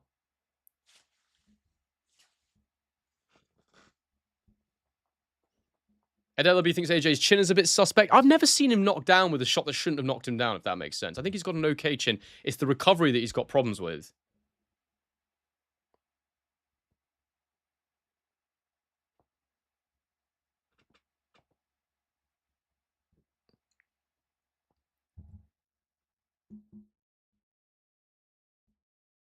Absolute Boxing says, will you be at Ade's live show in September? No, I don't have any intentions of being there. I actually will be in the UK, but I've not spoke to Ade for a while, so no, I don't think so. I don't know if I could make it anyway, even though I will be around. I've got weddings and stuff, like I said, back seeing family. I suppose I'm not sure if I'm in Italy. Anyway, point is, no, I don't think I'll be going. But I'm sure it'll be very good for those that do go.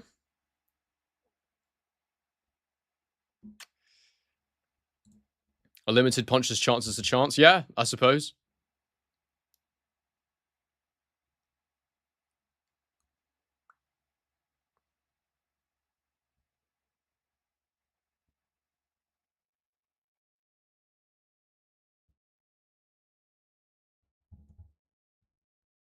In boxing, anything can happen, says Joyful. Yeah, I mean, that really would be something. Guys, do consider sending a super chat. I'm trying to hit a certain amount to support the stream today and support the channel. Not full-time. Some people think I am, but I'm not. I just work really hard at it alongside my other work. But I really appreciate it. So do consider sending a super. And if you can't afford to do that, then at least subscribe. I'd really appreciate if you could hit the subscribe button. And yeah, that'd be cool. Is it Dowil? 9087 says, listening to your commentary while walking around with my baby. More interested in the commentary. Thank you very much. That's great to hear. I really appreciate that. We're actually on 35.143k now, which is very satisfying to see. We have smoked through 35k, and we're growing well. Frampton says, I want him to blow this guy away. I've got nothing against Prenga.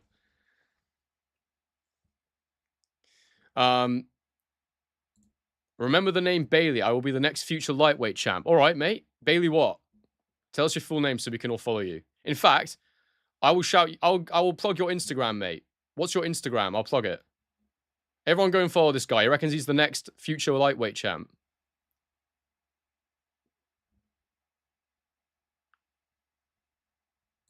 Caught my dad watching your videos the other day. He has good taste. Very good. There you go. I appeal to many demographics. All right, the fight is coming up soon, people. We're just waiting for the ring walks. Get your questions in. The fight did not start yet, mate. We're just waiting.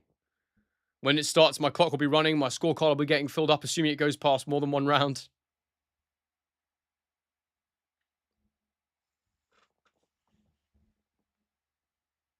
Is it Bill Bailey? Sensational fighter, without question.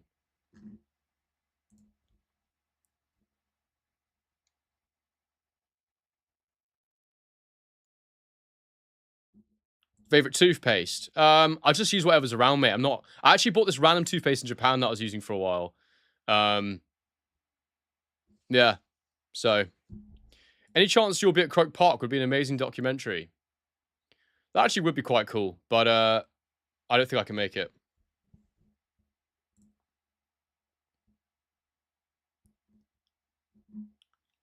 All right, the ring walks are coming. Love your viz, says Mr. JKS1000. Thank you, mate. Big up, Dara Kane. How are you, mate? Haven't seen you for a while. With the 6. Thank you for doing the watch along. I really hope AJ took a lot from Team Usyk and is moving differently, particularly his feet. All right, buffers in the ring. Here we go, people. I'm excited. Thank you so much for that super chat, mate. Really appreciate it. Oh, I'm excited to see AJ again, man. I've never been the biggest AJ fan. I mean, I was a fan of him, to be fair, when I was not doing the channel, when I was younger. I just want to see a good AJ. I'm excited.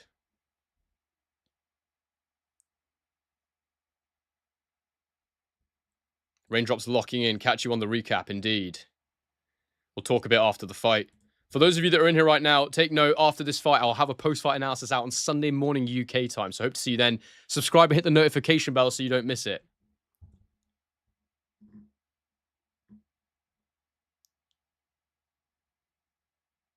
A Pommy saying mate is just wrong to the ears. We say mate more than you do, mate, wherever you're from. I'm guessing you're Aussie.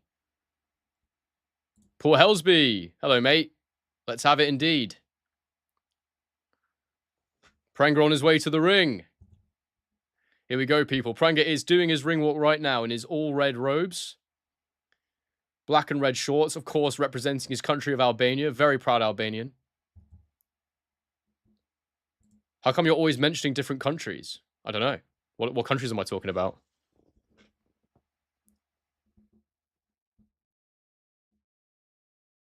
Joyful loves Fabio Wardley boxing style. Let's see. Let's see. See if AJ comes in like that. He has done that before when he was with Ben Davison. He had a similar sort of in-the-pocket, low hands, counter-punching style. I don't think he's going to be doing that tonight. I think defensively he'll be a lot stricter under Team Usyk. That's one of my predictions for the style. Based on interview comments and things like that. My fight recap shouldn't last long. Well, there'll be a lot to discuss. A lot to discuss. Oh, you are an Aussie. Okay. Well, we all say mate, friend.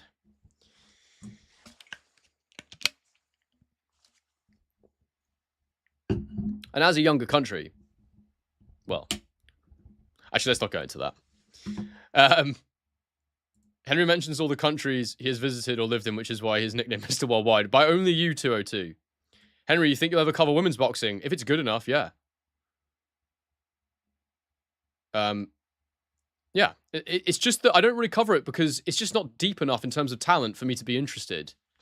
I don't have an objection to women fighting per se, but like you'll have seen, I've done a lot to try and push Koko Taguchi, the Japanese girl I met when I was out in Tokyo. She's fantastic, and I love watching her. She's super powerful. She had a pro debut. Really exciting. Did that lad who commented before put his Instagram? I don't think he did. Bailey or whatever he's called. No, he hasn't. When is the Spence fight? It's later tonight for the UK, later in the evening for US, and morning time actually for Australia. The card starts, so early afternoon for me. Would you cover Shanika Johnson? So I don't know who Shanika Johnson is. So no.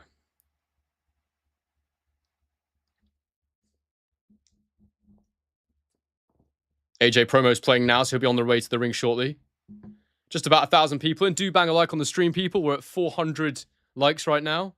Be great to hit about 5 before the end of the stream, at least. Do consider sending a super chat to support the stream as well. And obviously, if you can't afford that, then, you know, a subscription is lovely. And if you want to get this fight, I'll plug this now before we go into the fight. There's a link in the description for DAZN. If you use it, it helps to support my channel. And if you use Henry 10 at checkout, you get a discount if you're a new viewer. So that is worth it. Henry fast becoming the pound-for-pound watch-along champion. I appreciate that, mate. I try my best. Here we go. Anthony Joshua on his way to the ring. Something we weren't sure if we'd see again after that horrific crash, but here he comes. He's back, it says on the big screen.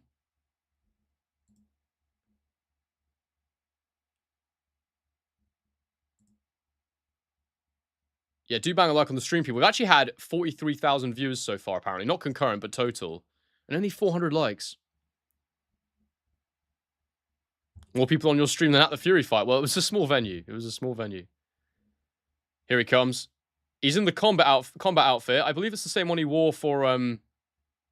He's got badges on the... He's got Sinner, Lats, and then he's got the IBA, WBA, all that. IBF, sorry. WBA, WBA, WBC. Tags on his chest as well.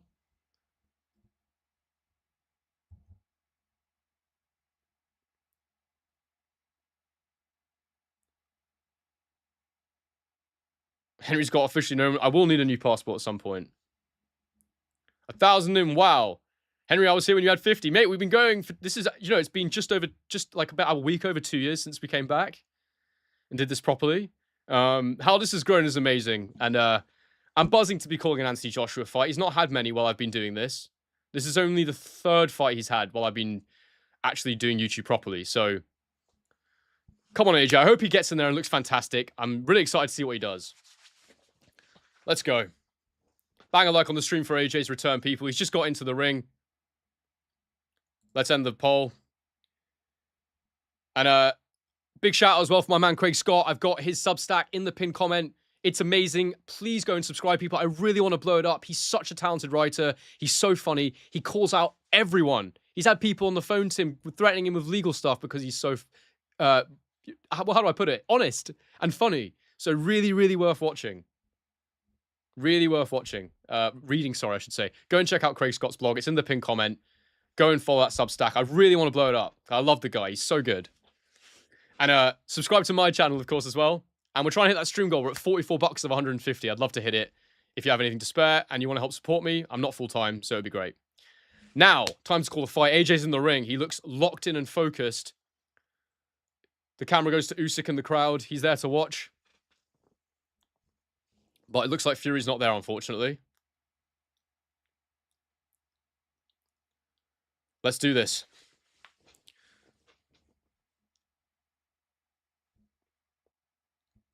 Mr. Liff, you have been with me near the start. You have.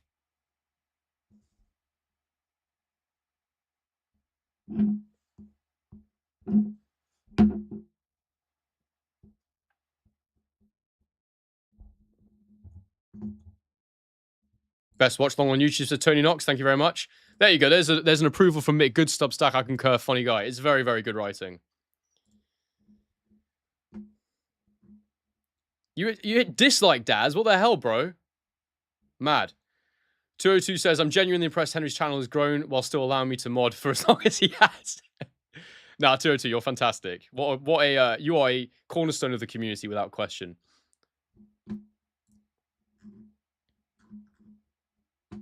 I just like to pull your leg, as you know. It's all just good banter, as they say back in England. He's not looking nervous. No, that's true. He looks calm. And guys, don't forget, when you hit subscribe, hit the notification bell as well. My post-fight analysis will be out morning UK time on Sunday. And we will be... Well, if there's something... I hope there'll be stuff to analyze tactically. And there's so much to talk about with this because he's coming back. Hopefully he gets the win and then maybe he sets up that Fury fight. So lots to discuss. Don't eat Pringles, mate. They're full of sugar. But back in the day when I did, I quite like the prawn. I like prawn cocktail pretty much any crisp. That's so true, mate. 202 is definitely top 25 of my mods. He's just makes the top 25. Eddie haters are a weird crowd. I think anyone who's a hater is a bit weird. I just think cool things as they are, to hate on someone's strange. National anthem of Albania right now. Don't think my ears have laid witness to this before, but it's a beautiful song. Very operatic. Iron God New Zealand is watching from Auckland. Big fan of your channel, my bro. Thank you, bro. Great to have you. Bang in the chat. Where are you watching from? Get your location in. Give me your city. Country and city. Tell me where you are around the world now, people. I want to know. I'll start. I'm in Melbourne, Australia. Where you all at? I feel like we get a truly international crowd on these. Hang on. The sun's coming through.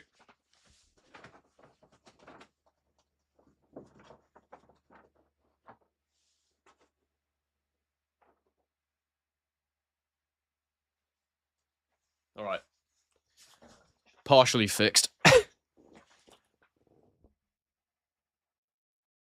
That'll do for now. I might have to fix it again, but it'll do for now. Oh, wow. Here we go.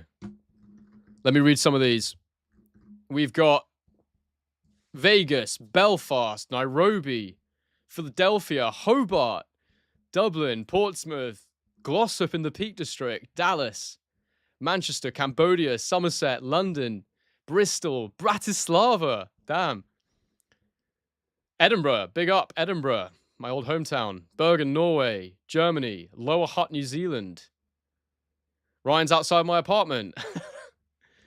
That's, I hope you're not. Bolton. Portsmouth. Munich. Got, I don't know how you say it. Is it Pwllheli? North Wales? Someone in Slovenia. Selhey, is that? Toledo, Ohio. East side of the moon. Preston. Right, we've had the national anthems. Here we go, people. Time to lock in and call this properly. I will prioritize super chats.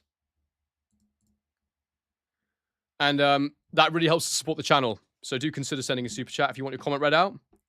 And as I've mentioned before, please subscribe if you're new. Hit that notification bell. My post-fight video is out Sunday morning. I will be analyzing this fight and where we sit with this Fury Joshua mess. Thank you very much for the 5, Stephen Martland Buck. Come on, AJ. Fingers crossed for a new, different, and better version. Indeed, mate. I feel the same way. I feel exactly the same way. Over 1,000 of you in the chat right now. Please bang a like on the stream as well. There's only 480 likes. And we've had thousands and thousands of people in during the stream. Nearly 50k. So please bang a like on the stream. I want to get that up a bit.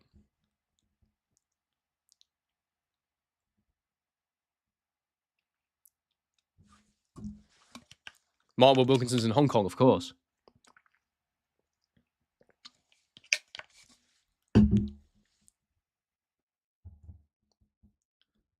Miles Cobbett's in San Diego. I didn't know that.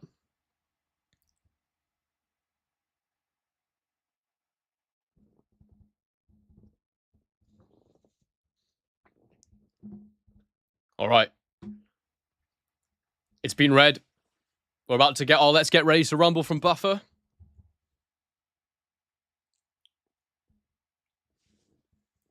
In attendance. And the millions watching around the world.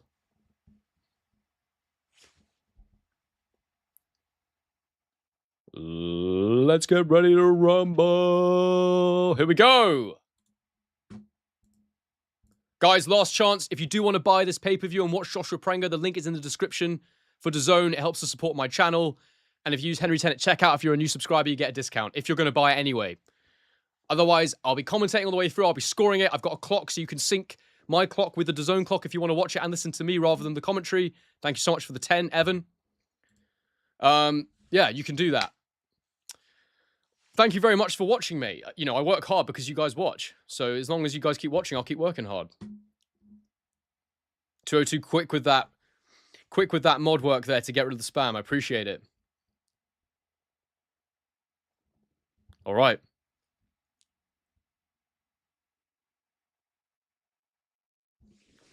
Here we go. Here we go.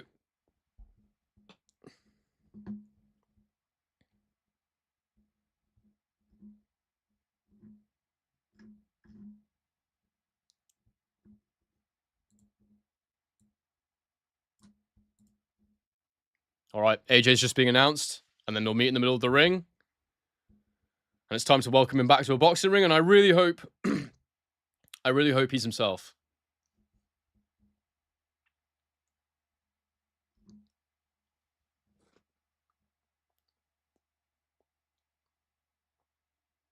He's been announced. There's a huge cheer in the crowd. Ivan says, love that you include round timer on your stream. Yeah, we've got the scorecard as well. I will always try and add stuff to this that I think will improve it. If anyone has any suggestions, by the way, let me know. Here we go. They're about to meet in the middle of the ring. Do smash a like on the stream, guys. I'd love to hit 600. We're at 524 right now. All right. They're in the middle of the ring. They've touched gloves. He looks in great shape, AJ, I have to say. Let's get my clock ready.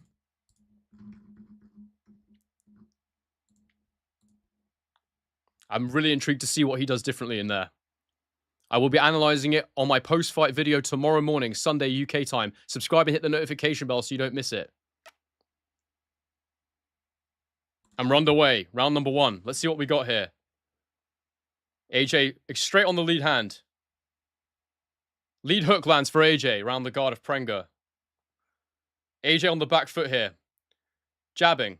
Jab to the body from AJ. Going up and down with that jab straight away. He dances out of range. Nice there. Oh, big right hook from Prenga. Oh my god, AJ's been knocked down. A big right uppercut from Prenga. AJ's been knocked down by Prenga. Oh my god. Oh my god. AJ's gone down. I can't believe this. I cannot believe this. He got completely dropped. Oh my god, what is happening? Oh my god, this is terrible. AJ lands a left hook to the guard. Prenga's obviously much heavier handed than I thought he was. Backhand from AJ lands to the guard. Prenga tries another hook, another uppercut on the inside from Prenga. AJ clinches and pushes him to the ropes. Oh my god, what is happening? This is insane. Left hook from AJ, misses. Jab from AJ. Another jab from AJ. AJ looks like he's somewhat got his legs back, but he's not moving too quickly. Oh my god, that was terrible. AJ dips down again, and Prenga is capitalizing on that weakness AJ has round the side of the head. Yeah, AJ's legs have gone right now. Oh my god, Prenga's dropped him again. A big right hand for Prenga. AJ clinches. He hit the ropes. He should have been counted. He's got his hands up. Oh my god, he's completely shot, man. He's completely finished. Joshua Fury is in the mud. Oh, big right hook from Prenga. AJ's punch resistance has completely gone, people. It's over. I'm telling you, if he can somehow get through this, it's over. He clinches on the inside. Oh dear. Oh dear. This is absolutely crazy. Prenga, he was held up by the ropes. He should have been counted again there, AJ. Big leaping lead hook from Prenga. AJ just needs to get through this round. He's got to stay on the back foot and use that jab. Prenga just keeps rushing him. And he's just thrown to the canvas. The referee waves no knockdown. He's bought himself some time there, AJ.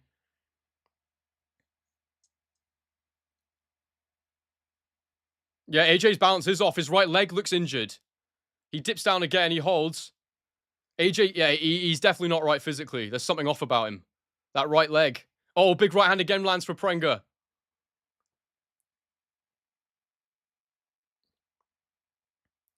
Uppercut from Prenga.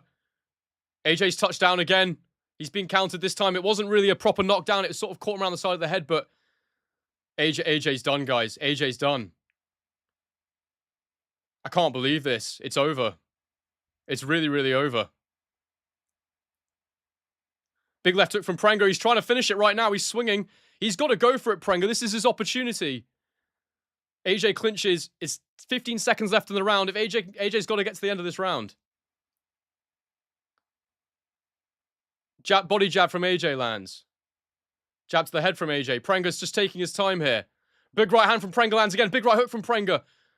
A left hook for AJ lands is on the bell. AJ laughs and sticks his tongue out. He goes to the corner. But it is a 10-7 round for Prenga. And I don't think he's going to get out this fight. I think he's going to get knocked out based on what I've just seen. I didn't think AJ would get back in the ring if he looked this bad. And he is vulnerable.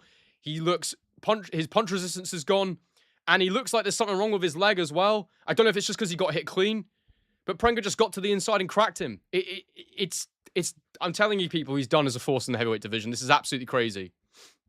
This is absolutely crazy. I cannot believe this. This is insane.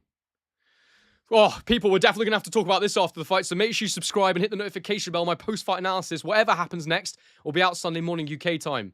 And like the stream as well, please. I'd like to hit 600 before the stream's over. We're only at 500 and something. All right, round 2 coming up. I can't believe this. I cannot believe how bad he looks. He's done. He's finished. Round 2's underway. Let's see if he can survive. Jab from AJ to start the second round. He looks so vulnerable. So vulnerable. You just feel like anytime Prenga throws. Big right hook from AJ to the guard there. Oh, Prenga catches him with another hook. A left hook, right hook. AJ survives this one. Back on the jab, AJ. He looks in fantastic shape, AJ, but he just looks so vulnerable. There's a right hook to the guard of Prenga. Prenga is just, all he's got to do is keep the guard high and throw after AJ's finished throwing. That's all he's got to do. AJ's got to keep that guard higher. Nice and tight. AJ touches his leg. I don't know what's going on there. There's a jab from AJ, and then he holds on the inside.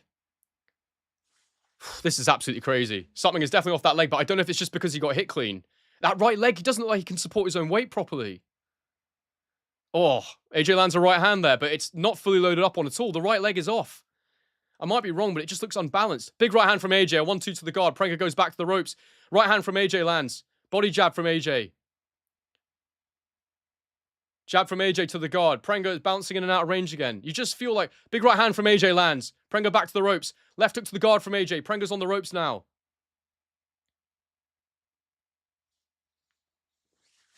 Body jab from AJ. They clinch.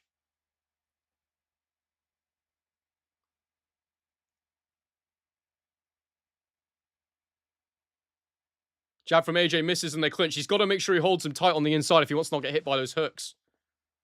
He doesn't seem himself, man. He really doesn't. Oh, dear. Oh, big right hand lands for Prenga. AJ takes it this time, though. He's moving backwards, so he took it well. AJ walking into range now. Prenga on the back foot. Prenga's just trying to dip down and find a counter. 1-2 from AJ. Hits the guard. He's keeping his distance now, AJ. He's not rushing his work. Jab from AJ through the guard lands. 1-2 from Prenga, but he misses and AJ clinches. The referee's telling him to break. Prenga tried a little uppercut. AJ threw a little hook. Jab from AJ through the guard there. Oh, big left hook from Prenga, just missing. AJ just got his head down. God, this is killing the vibe for AJ Fury, isn't it? They're both done. They're both done. Jab from AJ. Oh, big 1-2 from AJ. Prenga's hurt. He's got him on the ropes. Combination punches. Prenga's gone down. He's out the ropes. He's half out the ropes. Big combination from AJ to knock him down. AJ's corner jump in the ring, but it's not over. He's been counted. It's over. AJ knocks him out in round 2. God, what a strange fight that was. AJ absolutely blasts him out of there in the end, but my God, did he look vulnerable in round 1. They hug him, and it was a successful comeback in the end. But what on earth was that? Big exhalation from Usyk, who puts his rosary beads back on. He was obviously praying during that performance. AJ gets on the ropes and puts his hands in the air. But oh my God, AJ Fury is a fight now between two heavyweights who are relatively shot to pieces.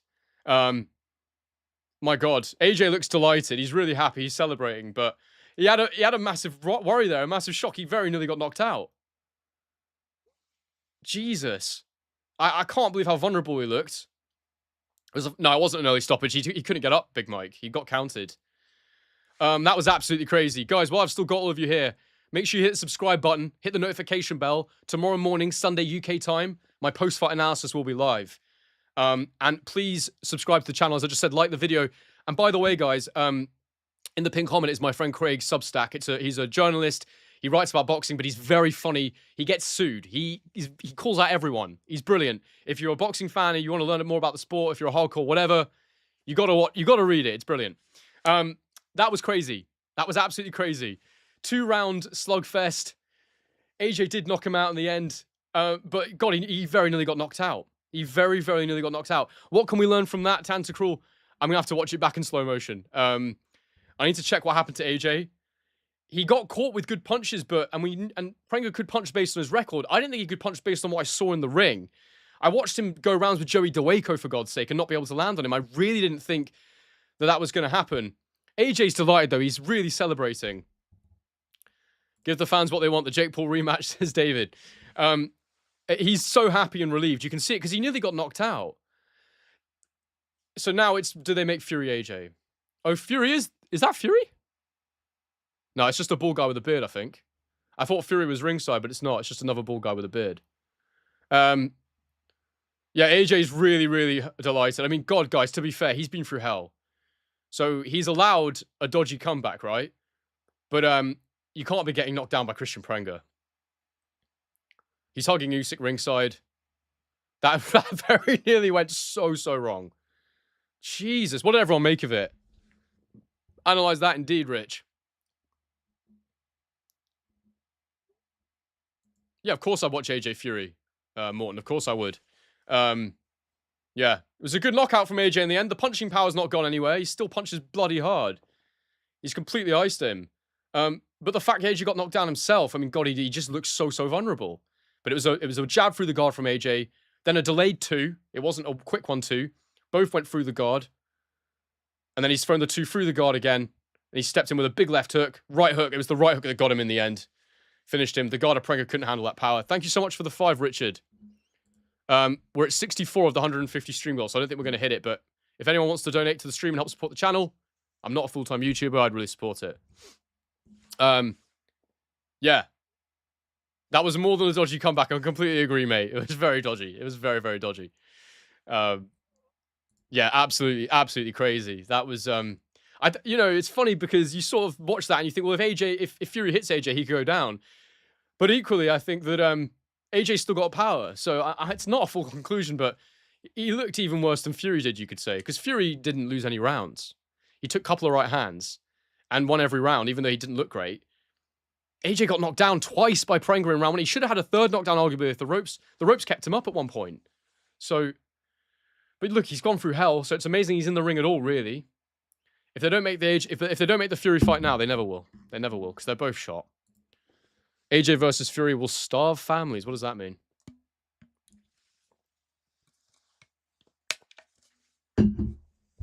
Very rusty, hard to judge. Yeah, but like, they weren't flash knockdowns, Hamilton. Flash knockdown is when you get caught and it's like you just kind of get knocked off balance.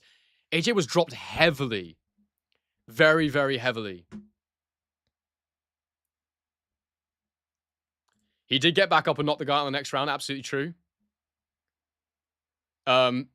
Fury can't punch. I need to watch that punch again to figure out if I think it was a big punch by Prenga. Prenga's got I think he's got, is it stoppages in all his wins? I mean, he's made his career now. He'll get some big fights now, Prenga. So I'm actually quite pleased for him. He's got 20 wins, 20 knockouts, 1 loss. Look, I watched the fight as he fought, and they looked so poor. So I was like, well, he's knocked them all out, but like, doesn't mean he's got big power. I genuinely think that AJ got hit by a big puncher, but he shouldn't be getting hit clean like that. That was really not good from AJ in round 1, but he got through it, and his leg did not look right. But I don't know if that's just because he got chinned and he lost his balance. It may have been that rather than having a leg injury. Exactly, not much chin but power. It's going to be a fun scrap, him and Fury, if it gets made. He's on the ropes. He's really celebrating AJ.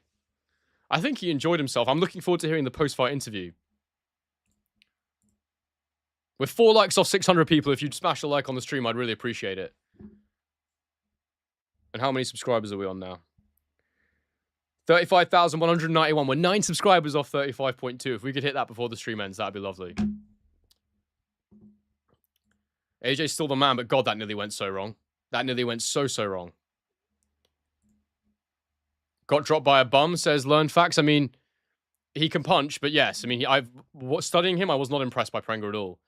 I want to watch it again and work out how AJ actually ended up in that position. We'll talk about that in the post-fight analysis. How did he even end up in a position where he was taking clean shots like that against a guy like Prenga, who in my mind has far less athleticism than AJ?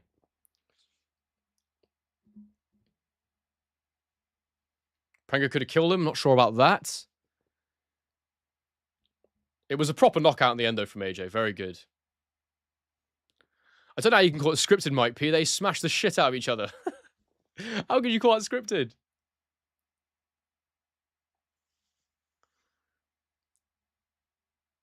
He didn't get KO'd Roblox. He knocked Prenga out. AJ got knocked down twice in round 1. Hence the 10-7 on my scorecard. Absolutely mad. All right, guys, let's do a poll. Who wins? Who wins, Joshua or Fury? If they make it. Because neither were impressive, but they had different performances. Both flawed. AJ obviously got the proper stoppage, though, even though he got knocked down. What do you think? Who wins, Joshua or Fury? Hit the vote on the poll. Right now, who have you got? Super intrigued to see how this comes out right now. Very, very interested to see how this comes out.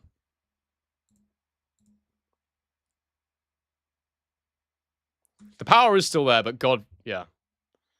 What are you AJ boys saying now, says Yid Army. Fury by landslide, says Gabagool over here. Actually, comment. I'd love to know in the comments. I want to read them out. Predict who do you think will win and why? Joshua has way more power than Fury. It might seem that he has less chin, though. So, basic but fair assessment, I think. AJ lands on Fury, it's over. Yeah, but if Fury lands on AJ, what happens now? This is the question. Thank you so much for the 5, Mr. Lith. Always appreciate your quality commentary and yarns. Amused AJ and Fury won and done nothing to convince them fighting now is as good as 5 years ago. Yeah, it will still be fun because they've both declined. Fury doesn't look great, but neither does AJ. But AJ still punches hard. It was mad. Right, here we go. He's being interviewed, AJ. I'm going to relay the interview to you guys. What's on the poll right now? Just over half of you think that AJ beats Fury right now based on the poll. Very intriguing.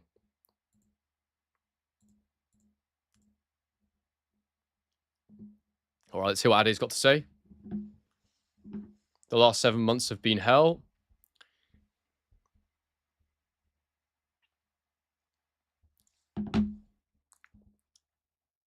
AJ says, first of all, he wants to thank everyone for coming out this evening.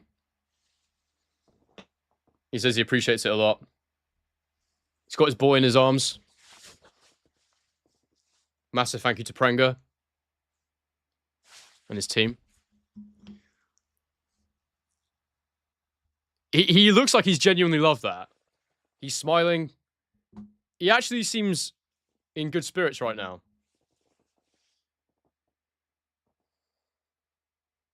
He says, shout out to my bro Eddie Hearn for giving me these opportunities and staying loyal to the cause. I'm waiting for the interesting details, though. Unfortunately, he says there's Tyson Fury in the room. He's asking for him. He says to more important matters. He's calling him out. He's saying he wants it.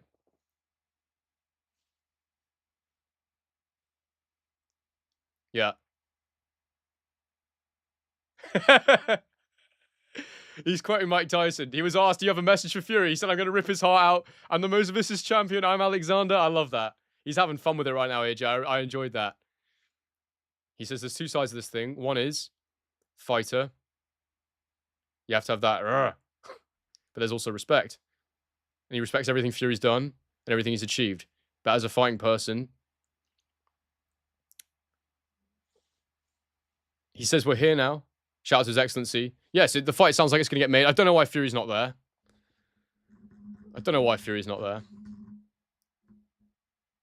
Ade's asking about the first round. Let's see what he says.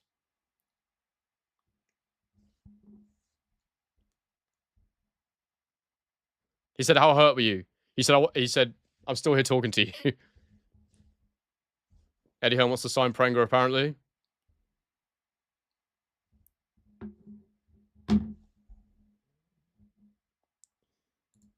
AJ says he's a serious fighter. He knows what he's doing.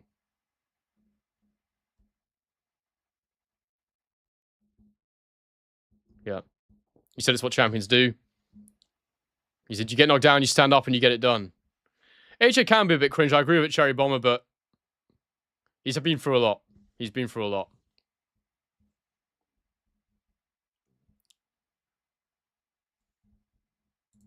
I know, mate. That was crazy. That was crazy.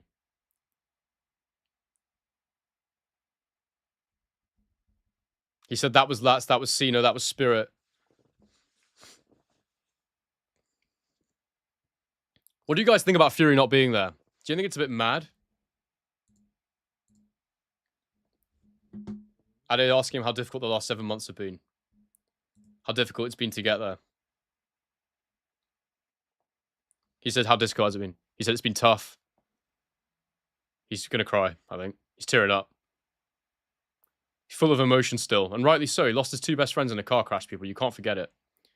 Yeah, he's struggling right now. You can tell. He's crying.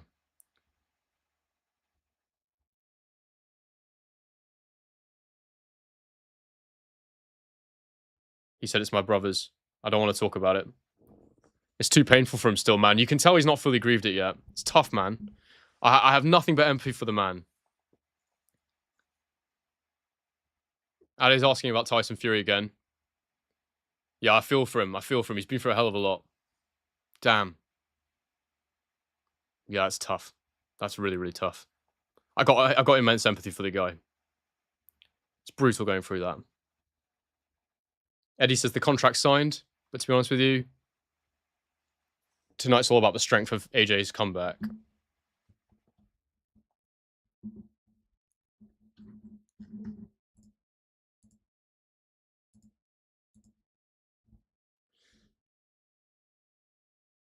Yeah, Eddie's saying fuck you. He was saying in round 1 he thought effort would come back too soon. Yeah, God, I don't know. We'll talk about it in the post-fight analysis that'll be out on Sunday morning. So make sure you subscribe for that. But I don't know how much of it was he struggled to get himself in the ring at all because of what he's been through. I don't know how much of it is he needs time still to come back and fully recover from what he's experienced, or if he's just not what he was. I mean, he's definitely not what he was, but how much of it is deterioration versus his experiences he's been through lately? Can he improve?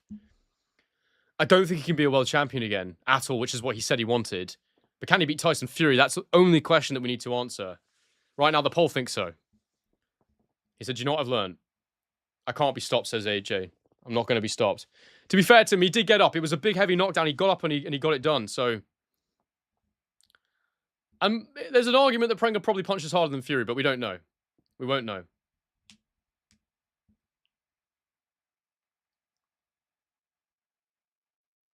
Oh, guys, the post-fight analysis is going to be absolutely crazy. There's so much to break down here. He's on the mic. He's interacting with the crowd now. Absolutely crazy. Wow, what a two-round fight. Just the thing about AJ is, yeah, say what you want about his decline, say what you want about his personality. Some of you think he's cheesy and corny. He's bloody exciting. He brings excitement to the ring. Absolutely nuts. Fantastic, though. Before I go, guys, I'm not going to go just yet, but do consider donating to the stream. I had a goal I wanted to hit. We're only about halfway there. Anything you can donate helps to support the channel. As I say, I'm not full-time. Do like and subscribe as well. If you subscribe, it'll make sure if you hit the notification bell, you'll get the notification for the post-fight video out Sunday morning. They always slap. The hidden details, you know it's coming. I don't know how much I'm going to be able to learn tactically, but yeah. Ryan says, I don't think I'd be more excited for a Henry post-fight analysis. It's going to be a big one. It is going to be a big one, so I'm excited to see you all there. I'm excited to do it. The other thing, guys, is if you're going to be watching Errol Spence Jr. against Tim Tszyu, I am planning on being live for that. So come back to the channel in a few hours. We'll be live for the main event at the very least. And while I've still got nearly 1,000 of you in here, in the pinned comment is my friend Craig's Substack. He's a brilliant writer, Craig Scott. Some of you will know him already. It's called Contaminated Food for Thought. He calls out everyone. Everyone gets it.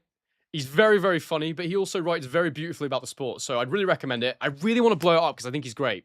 There's no sponsorship going on here, but I told him I'd plug it because I want to, because I think he's brilliant. So please go and join that Substack. It's free in the pinned comment. Nothing lost, nothing gained by doing it. He's just a great writer. And I think blowing stuff like that up, it has a positive impact on the sport. So please go and do that. Subscribe to me, of course. Make sure that notification bell is hit. We've gone past 35,200 now, which is great. Smash the like on the stream. And let's just have a quick look at this poll. 500 votes. Thank you so much for the 3, Mr. Mustang. And also 202 came through with a 2 before as well. Thank you so much, Mr. Mustang. Thank you so much, 202, for the supers. That was absolutely mad. Wow.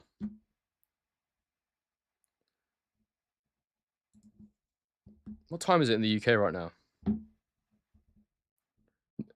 Okay, midnight.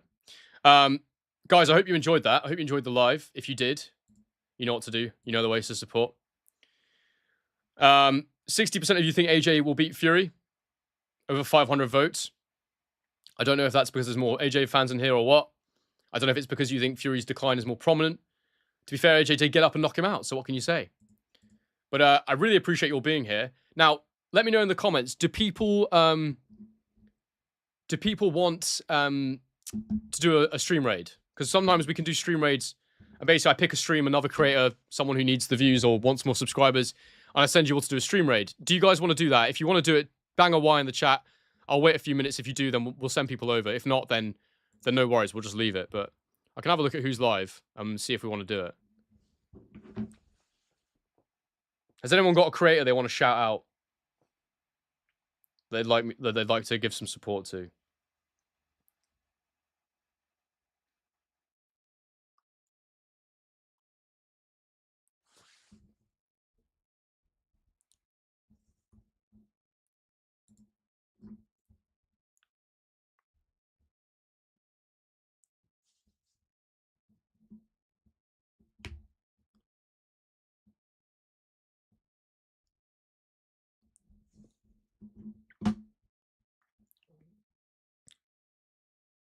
Oh, I didn't realize the Pain Game was live on DAZN. That was the DAZN stream, was the Pain Game. One of these days, people, they're going to believe in me. They're going to let me do the DAZN live. One of these days. The Pain Game kills it, man. They got 3,000 live right now. It's just so much bigger than me. But we'll get there one day, maybe. There ain't anyone really live that I think... I don't know any small channels, really, to support at the minute. But whatever. No one's asking for it, so we won't do it. Guys, thank you very much for being with me. I think that was a great stream. I enjoyed it. Last shout out to subscribe and super chats and whatnot to support. Like and all that. And as I say, last reminder, Sunday morning, AM UK time, the post-fight analysis will be out, and it's going to be a very, very interesting one. I will say this. Thank you very much for that super chat. I'm just seeing a replay here. I think that the weakness AJ showed from that first Prenga right hand was the same one he showed against Dubois. We'll talk more about that tomorrow morning. But guys, thank you.